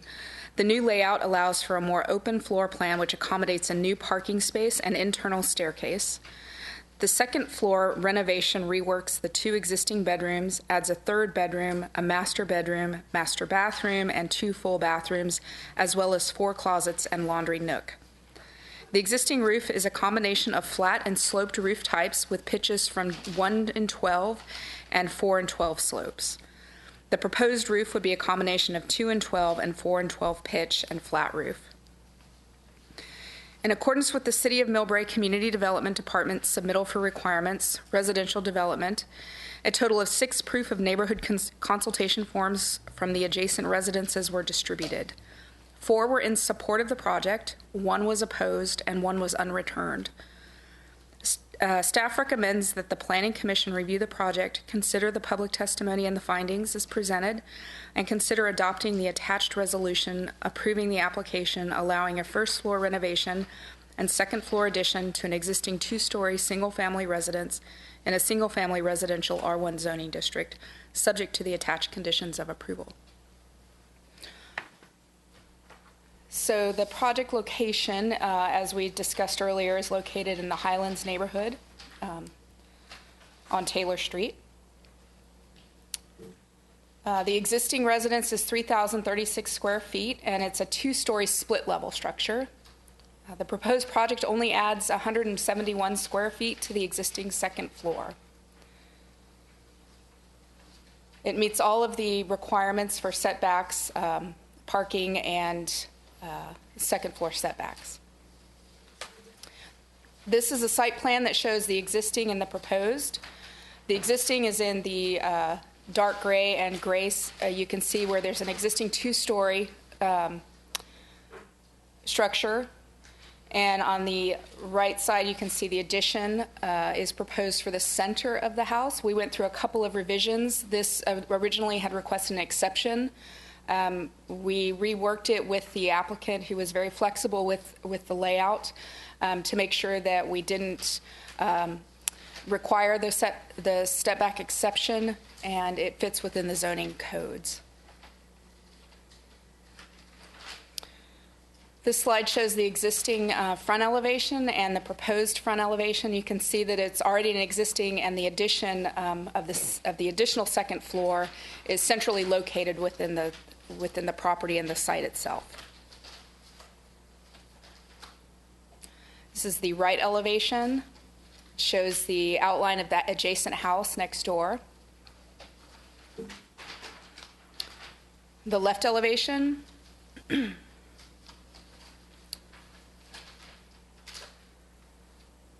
and the rear elevation. This shows the existing and the proposed.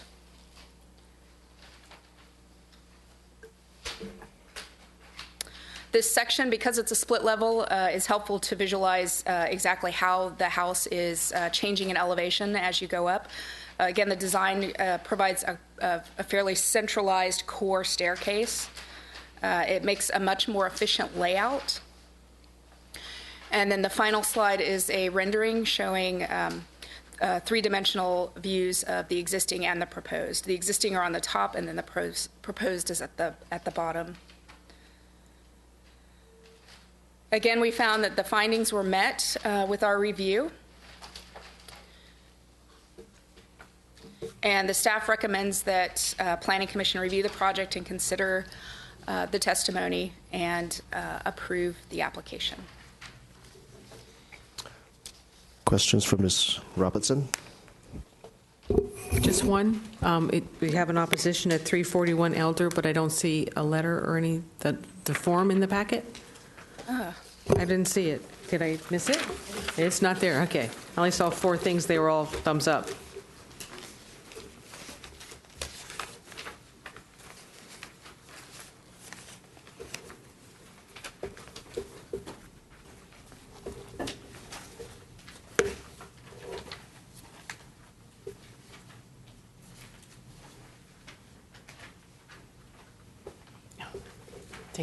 Thank you. Want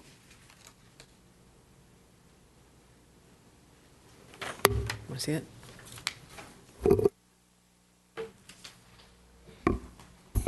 So I don't know if it's appropriate to read it off if none of the commissioners have this in their packets.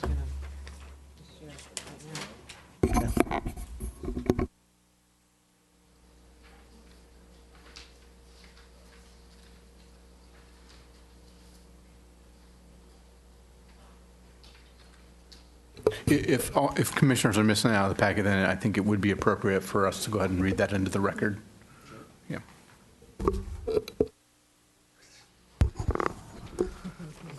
Okay. If I can read it.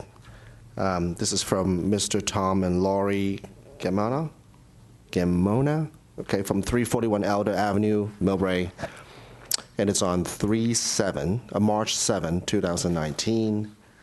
And I think the comment here, if I can read it properly, we oppose due to the lack of elevation plans, a study of shadow being casted on the neighbor as well as our property, and the effect of massive remodeling on houses, lots that ruin the character of the surrounding Millbrae Highlands.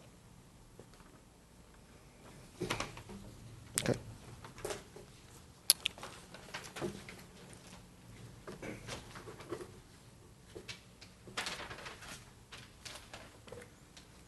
A question for staff. Have we been in contact with the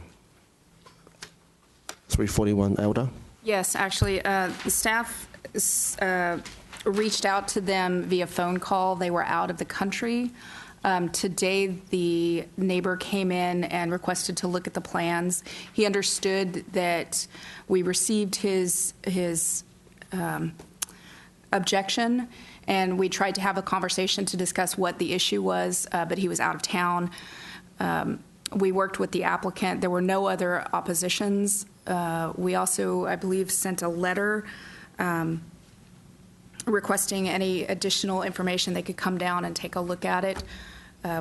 We did that today, and I suggested he come to the public hearing to present his objection. So it's fully aware. Neighbor is fully aware of the hearing tonight. Yes, absolutely. And he has a copy of the plans?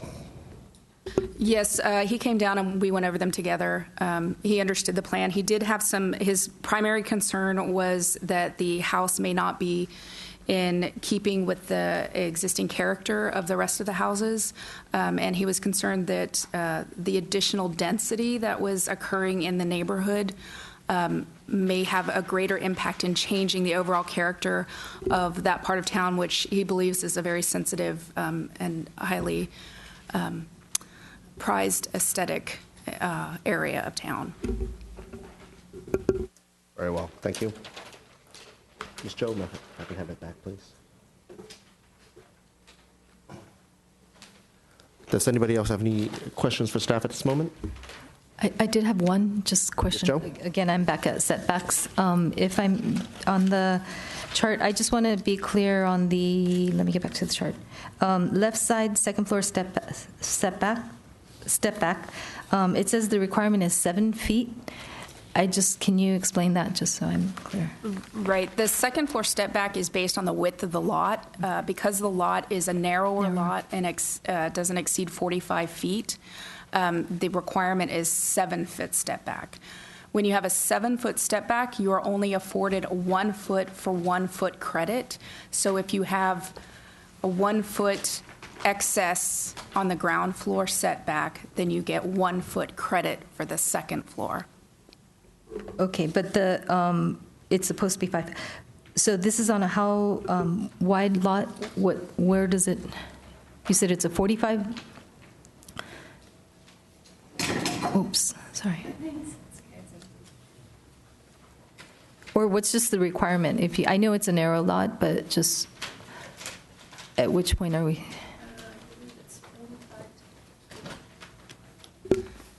45 feet wide, around there? If it's 45, up to 45, it's a 5-foot setback. Between 45 and 55, it's 7 foot. And anything over 50 to 55 is 10 foot. Okay, thank you. Just because on the report under the chart, it says 10 feet. So that would be nice to just fix it on here, on the chart, in the staff report. It says along both sides, the second story shall be set back a minimum of 10 feet. So it would be good to just specify in the future, just to be able to say, because this is a narrow lot, it's actually 7 feet. Do you know what I'm referring to? That little, the note underneath that chart. So, yeah, so that would just be helpful, because I just wanted to try to understand that, and I'm like, well, there's an existing non-conforming on the ground, so we're not getting any credit for it. So I just wanted, that was my question, just to clarify that. Yes. So thank you.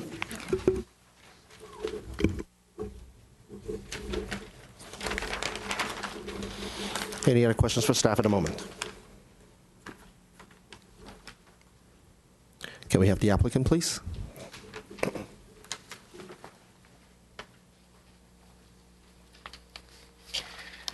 Good evening, commissioners and members of the staff. Reza Kushnevisan, SIA Consulting.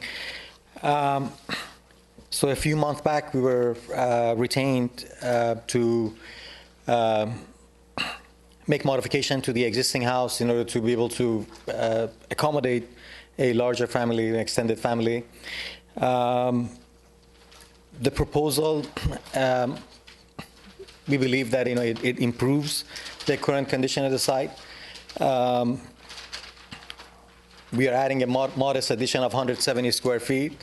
The existing home has a single car garage, which was a big issue for my client. And we have modified the front stair and the front entrance to accommodate a two-car garage. In addition, we have raised the entry roof, added arched entry, so further delineate the front entrance.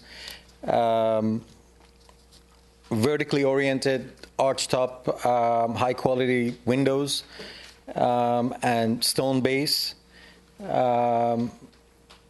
In addition to a wrought iron Juliet balcony on the second level, we believe that it will enhance the architectural integrity of the building. And again, the hope was to be able to get 4 bedrooms in one level, and we have achieved that with 170 square feet of addition to this house. I'm available for any comments you may have. Thank you. Okay, any questions for the applicant at the moment? Mr. Wong, do you have anything? Ms. Grip? Ms. Joe? Sorry, I'm gonna, the roof plan, so I see it, can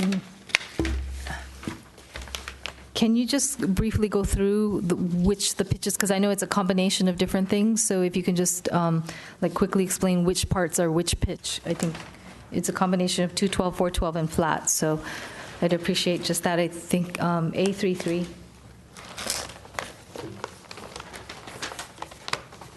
I see where the flat is, I'm just curious where the... See the 3D?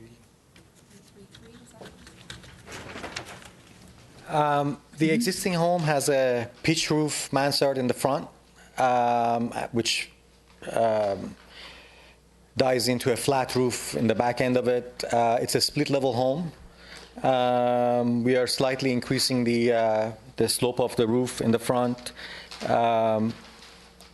In the addition that we are doing, and we are again in the front is sloped, but further back it flattens out.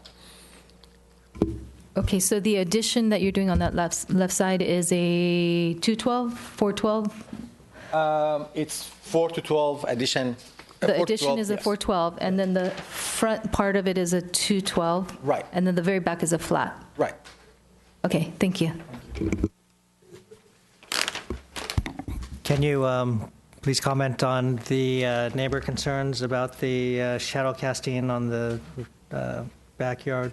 I believe it's backyard property, massing, and the character of the house as it relates to the neighborhood, or it's consistent with neighborhood character?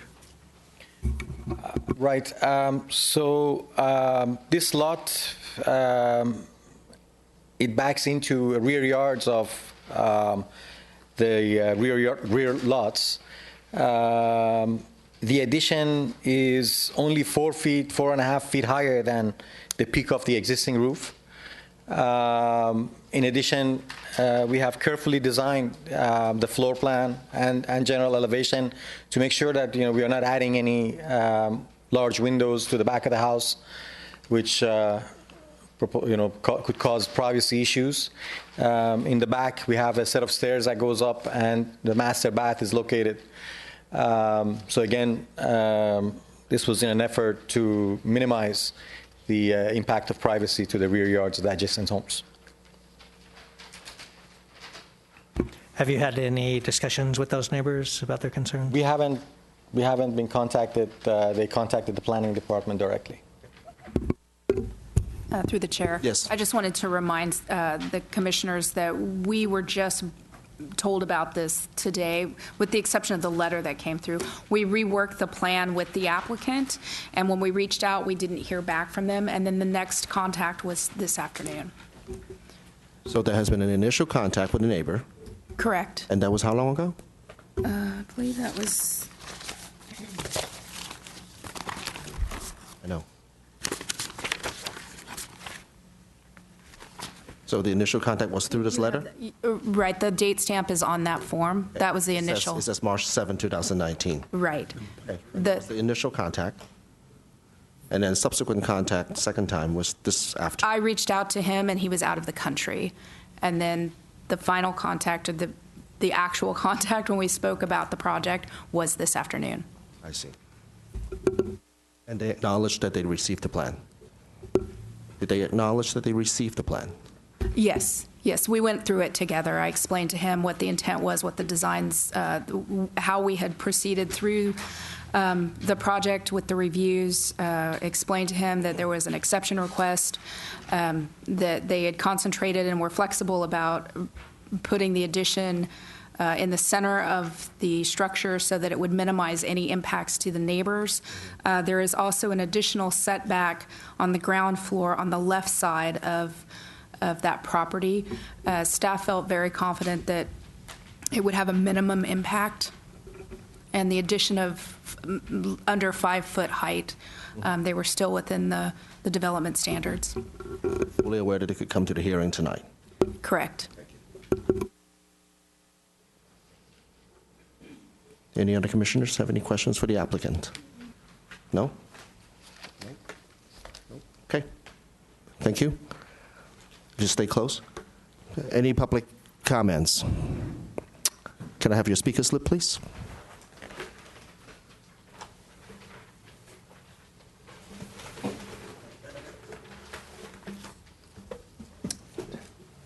I'm Paul Napodi. I live across the street at 410, so I'm one click off of being informed. So I just talked to the staff this afternoon. When the neighbor at 341 Elder, I talked to him actually over the weekend, and when we talk about neighborhood character, they're switching the roof from a tile. Half the roof there in the existing house has this beautiful aged 1940 tile, and that's all going to go away. And I feel sad about that. I think, they could add new tile onto the addition up above.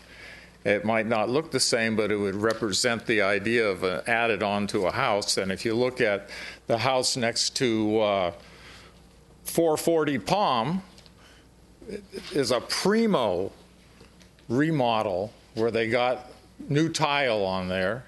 And actually the house next door to this on the left, the lady removed the old tile and put in new paper and replaced the tile about 2 years ago. So, I mean, it really preserved the look of the house. And so, these are basically Spanish houses, revival house. Number two is that the front windows, there's a lot of divided light there. And my feeling is, when I saw the plan today, was that it looks like a mausoleum or a mortuary, and that it's very tight. And so I walked up and down the street, and there are no houses like that around. They're all, the panes are bigger, and it just, I don't know, it just doesn't feel right. So I just throw that out there. The other thing is the stone treatment across the front that's about 3 feet high or 4 feet high, I'm not sure. Looks like it's been ripped off of a 1950 ranch-style house. And it doesn't conform to either a slate roof or, the Spanish design house. It just, like, what's that doing there? And my last point is that I would hope that the stucco treatment has an uneven surface. If you look at the old Spanish houses in that section of Millbrae, it's not a flat stucco, it's an undulating surface. And there again, I referred to the house next to 440 Palm, that they specially did the stucco so it has the undulating treatment. And if you look at the back of the neighbor to the left, they put an addition on in 1970 or something. The guy built the addition on the back of the house, and he got a special guy that matched the texture of his house as it existed to the addition that he put on the back.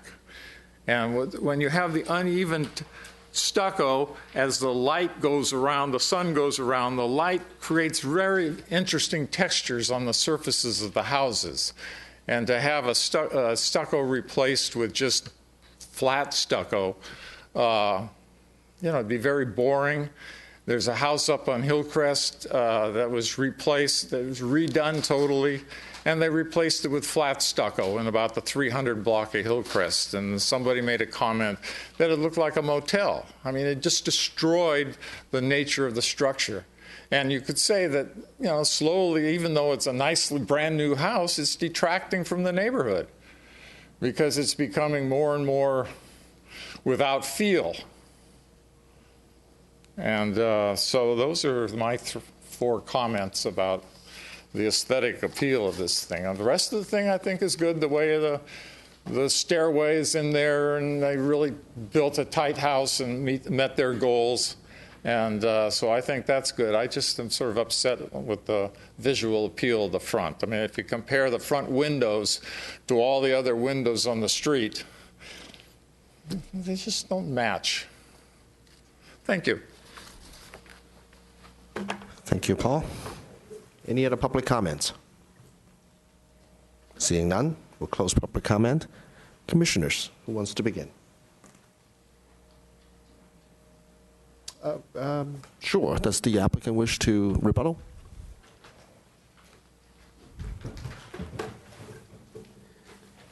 I appreciate the comments. Architecture is a series of design efforts. This wasn't our original design. We worked with my client and the staff to be able to reach to this design for the facade of the house.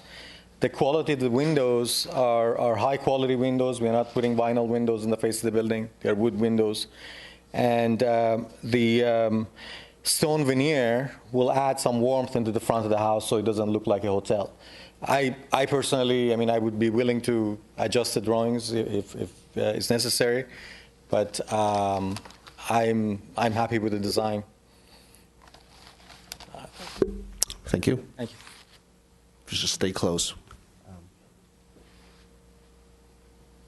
Anyone wish to begin? Anyone wish to begin, Mr. Wong, perhaps? This is not my expertise, so it's not my expertise on this style of house, so I defer to some of you. Okay. Ms. Davis? It is a beautiful looking home. It does look like a more modernized version of Spanish style. I see what you're talking about, how the changes are made. Can you explain more about your client too, and the modernization of it, the losing of the tile roof, or even just the stucco part? Can you? And I don't really know what that stone looks like. So, is it on the? Oh, right there. Okay. Do you have any thoughts on that? We had a little larger window proposed originally for this house. These homes are tightly lined up. The setbacks to the neighbors' homes are smaller than what normally happens in Millbrae, and the owners weren't too happy with the larger windows in the front because of the privacy concerns. And that's how we came up with this. We worked with the staff and my client to come up with this design. Okay, thank you. You're welcome. I think it's kept a lot of its Spanish character, without a doubt, with the arched windows and the little balcony and the beautiful arched door. It still reads Spanish to me, so I'm not sure what to do with the added information of, does every house have to match? I'm not sure. I'm not sure. Think about it for a second. Yeah. Anybody else on this side? I'm pretty much with with Commissioner Davis. It is somewhat different, but everyone likes something different than anybody else. And I understand exactly how you feel, because I've always felt that area being the way it is. On the other hand, I kind of think, well, it's a lovely home. It's just not quite what we're accustomed to in that general area. I certainly understand. So, I'm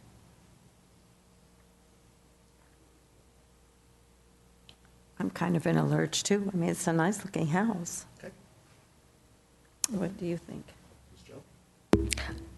I am kind of torn, because I know we don't need every house to match, and we don't have a lot of our neighborhoods don't.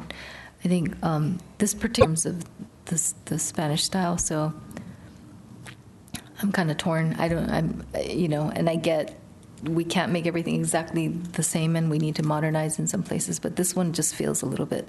In terms of the stucco, is that something that? And so that's why I was asking about the roof, even, because on some of the renderings it looks almost like flat, and so it changes. But it seems like you are keeping kind of what the roof lines are, right? From what I can tell, fairly the same. It's just that second edition has additional roof sloping. The main goal was to give the entry a little more height, and that's why we changed the slope of the roof on top of the entry door. It also allows us to create the archway that you see also in some of the homes around the neighborhood. Yeah, again, it's not exactly like the other homes, but it's to me, it's high quality design. We're proud of it. Okay.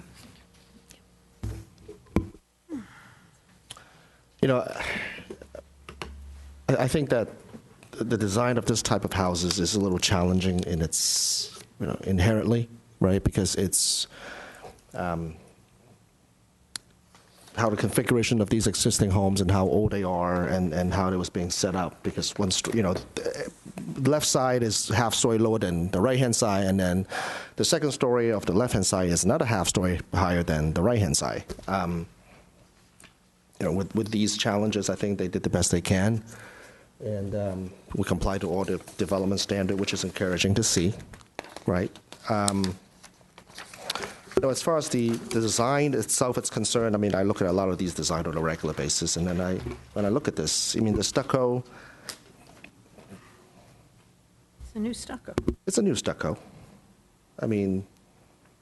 You just gotta. I've seen Spanish-style homes that has been done with uneven stucco, and I've also seen, Spanish home being done in, really nicely flat stucco, and then they both look good. It's just a matter of taste.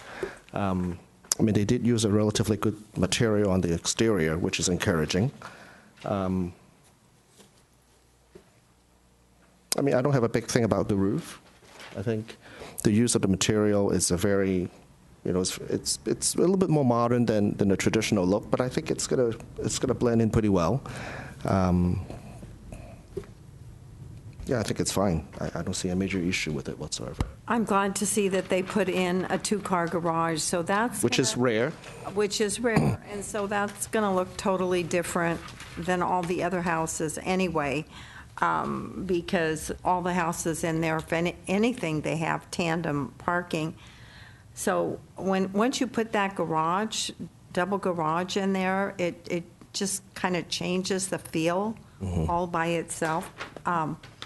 And I've got to say that years ago when I was on the Planning Commission, I felt so strongly that they really all had to blend and they had to be the same. But as time goes on, I realize that things change and you go into, and you're right, that's always been the Spanish homes. I mean, it's true.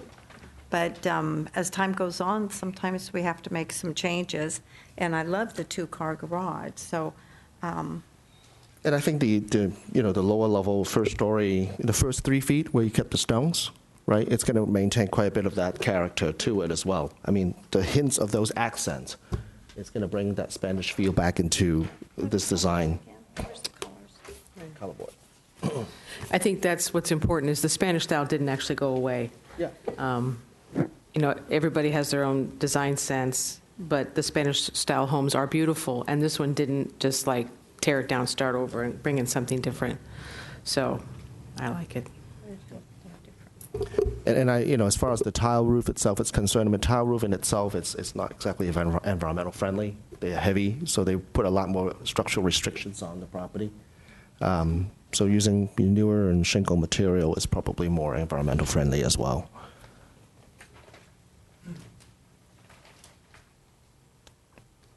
Yeah. and the house is going to be white, huh? I think the width of the house is the same. The width of the house is the same. The stucco is going to be pretty white, huh? Oh, you mean like in terms of the color itself? Would it look totally different with a... Swiss coffee, white stucco. Yeah. Yes, white, with a blue tint. Yeah. Would the house look very different in a different color?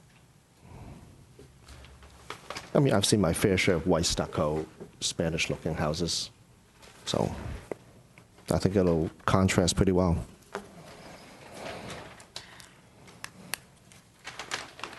The stone veneer, yeah, it's... What kind of stone is that? Where's the stone? It's that. It's going to have a pretty good contrast between the two.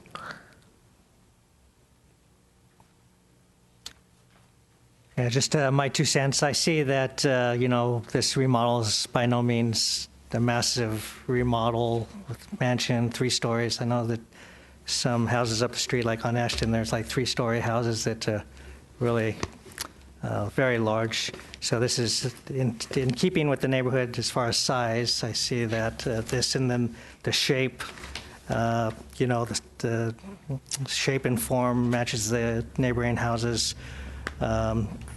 They could have added additional square footage on the second floor very easily, but they were conscious of that neighboring properties and the second story step back. However, I do recognize some neighboring concerns. I don't have the expertise, haven't been in the neighborhood as long. I do see the advantages of having some of these other architectural features, but, for those types of design details might be best to write a letter to the homeowner. He's going to be your neighbor, and just maybe just write a nice letter explaining him how to keep the character of the neighborhood. Then maybe they're not aware of that, but. I mean, split-level homes are inherently difficult to design and try to remodel and try to add square footage to it. And being able to do that without having to require any exceptions, which I've seen many in the past, right? And so this is encouraging. Not to mention the 2-car garage. Yeah, the 2-car garage is key. Just a quick question. That family room in back of the garage, what is the ceiling height for that?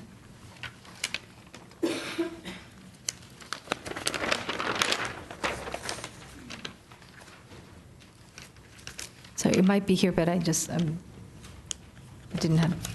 don't see it, so. I believe it's a 9-foot ceiling. It is. I apologize. My colleague worked on this. He had a fever. I'm covering for him, but yeah, it's almost a 9-foot ceiling in the back. Oh, okay. I'm just, because my recollection is I thought it was a little bit low, that ceiling, and you're not, you're bumping it up? We are lowering the floor. You're lowering the floor, okay. That's right. So, got it. So from the kitchen level, if you look at the floor plans, we have stairs going down. Right. So you're lowering it even more than what it is now? That's right. Okay. That's right. So it's going to be an excavation down. Yeah, the family room is split at a split level to the living room and kitchen, and also the bedrooms are also on the split level as well. And okay, and then there's no entrance from the garage to that back room anymore. It's going to be? No. Okay, got it. Okay, thank you.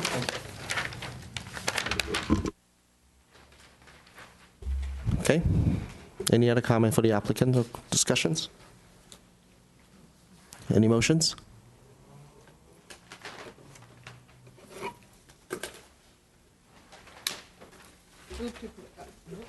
Move to approve a design review to allow a first-floor renovation and second-floor addition to an existing two-story single-family residence in the single-family residential zone, subject to the attached conditions. Any seconds? We got a motion from Commissioner Davis and a second from Vice Chair Quipp. Your votes, please.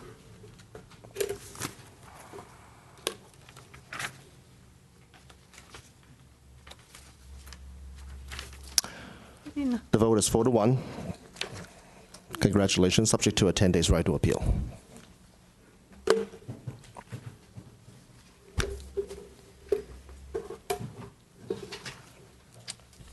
Okey-dokey. So that's it for all the public hearing tonight, and so we're moving on to new business. Any new business? None? Okay, staff update, please.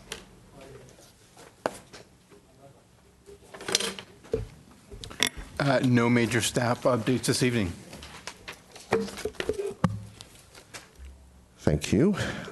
Commissioner? My only comment is, can you share any of the comments from the, quickly, because it's getting late, but, or maybe at the next meeting, how the council felt about the ADUs and our comments? I mean, I wasn't here, and I haven't had the opportunity to look at it, and I just... Sure. One of the main points of feedback that we received from council was to perhaps do a little bit of a deeper dive into the differences between neighborhoods as well as lot sizes, and that perhaps just one set of common standard for ADUs may not necessarily be fully appropriate in every area of the city. So I think that was one of the major takeaways, was to really look at that. Also, there was sort of the notion that that these really are meant to sort of be accessory dwelling units, and so to the extent that they are detached from the home, really getting that size is really sort of the right thing, right? And try to figure that out. So they give us a little bit of parameters on the size. And then just quickly, the one thing that has changed since the discussion with Planning Commission and also was evolving rapidly as we were getting ready to speak to council was a series of bills that were being signed by the governor that we still need to take some time to now reconcile to see how that may or may not impact the prospects of taking even more flexibility away from cities. So unfortunately, I do believe this is starting to go towards an area that's just fully mandated by the state, but we still want to preserve the right to do what's right for Millbrae and our neighborhoods. So we're going to keep looking at that as we develop the ordinance. Thank you. Ms. Joe?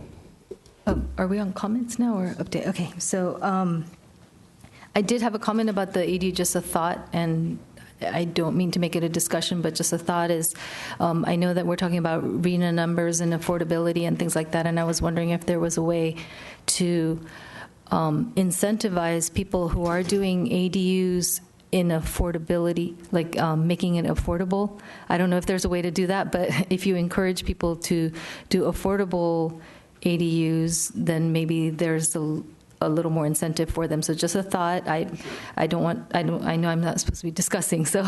That's fine. I just had one comment. I think that we believe that there's the ability to probably be able to count them anyhow, even if they're not even at the affordable level. So we are actually. But to fulfill our affordability levels too. You said no, but Yeah. I've always felt that way. Yeah, and I think that would be great to have.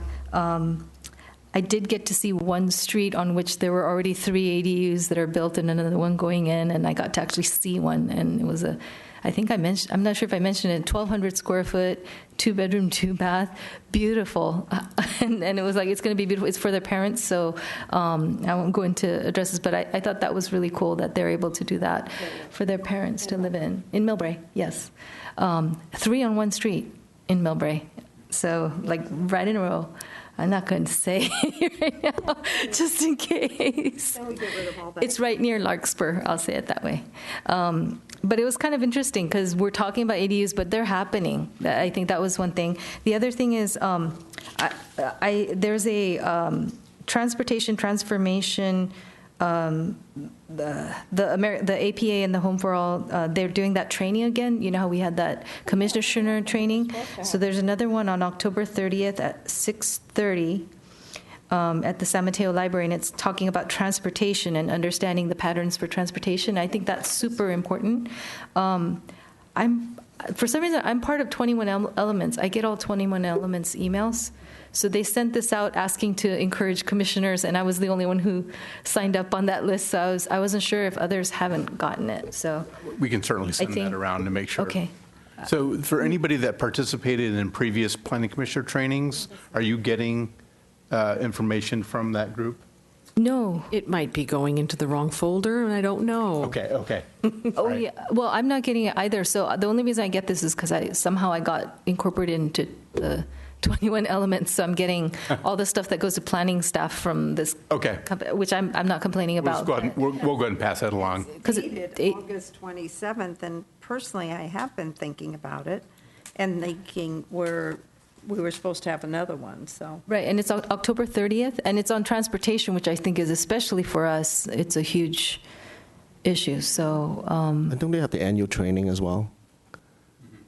Usually what month of the year are they in those annual trainings? I'll double check. You're talking about what that 21 Elements puts on. They do have an annual planning commissioner. There's that, and there's also the league does. That's the right. League of the California Cities also does. I think they have it in the Monterey or something like that. They do, so we can pass that along as well. Okay. Ms. Davis? I want to share a story.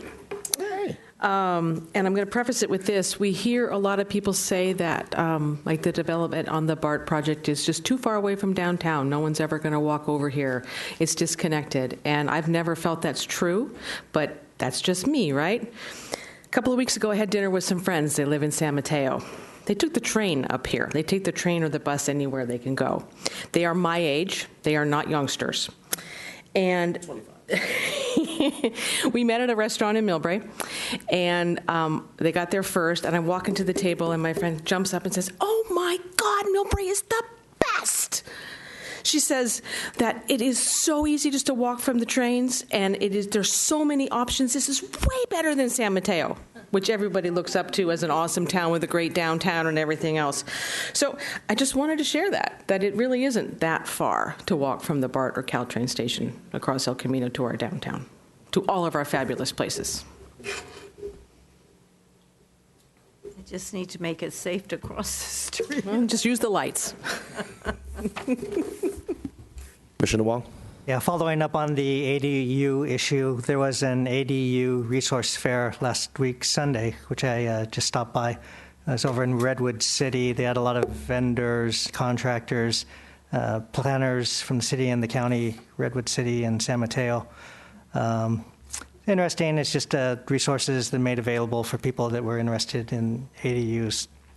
I spoke a little bit with some of the planners and talked a little bit about the goals and objectives. And they mentioned that, yes, ADUs, there's not a lot of people that do ADUs, but that it's part of a multi-pronged approach to address housing issues in the Bay Area because we're so short on housing.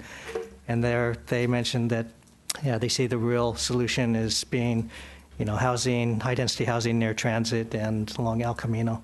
And then what we talked about, like for us, if that happens, then we're here to help address other issues like, we don't want people whizzing by 45 miles an hour if there's a lot of residences on El Camino that people get hit or residents walking across the street going to downtown. Just some notes on ADU progress. And I'm sorry, I forgot one more. So I will not be here for the first week of November, first meeting of November. November 4th. Yes, the next meeting, I think. Three things. I want to ask a little question about the ability to be able to look up permits online. I want to get some status update on that. So I was just actually thinking about that. We have some research that we've done.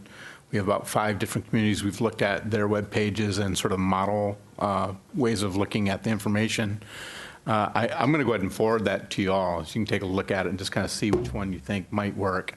That's the long-range solution that we talked about. So we've been doing that research and trying to figure out what's the best fit for us. And then, as I had mentioned before, we're still looking to do the spreadsheet that gives the status. And so we do have our planning intern that's starting to create all the new status fields on that spreadsheet. And so I'm scheduled to meet with her tomorrow, in fact. And so I'm still trying to get that done here within the next couple of weeks. Yeah. It would be nice to be able to have the residents be able to look up permits online so that they know if they have an application in, where they are, in terms of the progress and the approval process, as well as neighbors as well who hear a jackhammer running at 7 a.m. in the morning to make sure that there's actually a permit for your neighbors. So that would also lessen the amount of calls that you get at the planning and the building department. A second thing is the ability to be able to do OTC on simple permits. Is there something in the work? And we do already do that for simpler things like water heaters and new windows and sometimes cabinet change-outs, things like that for kitchens. Right. So some of that can be done over the counter.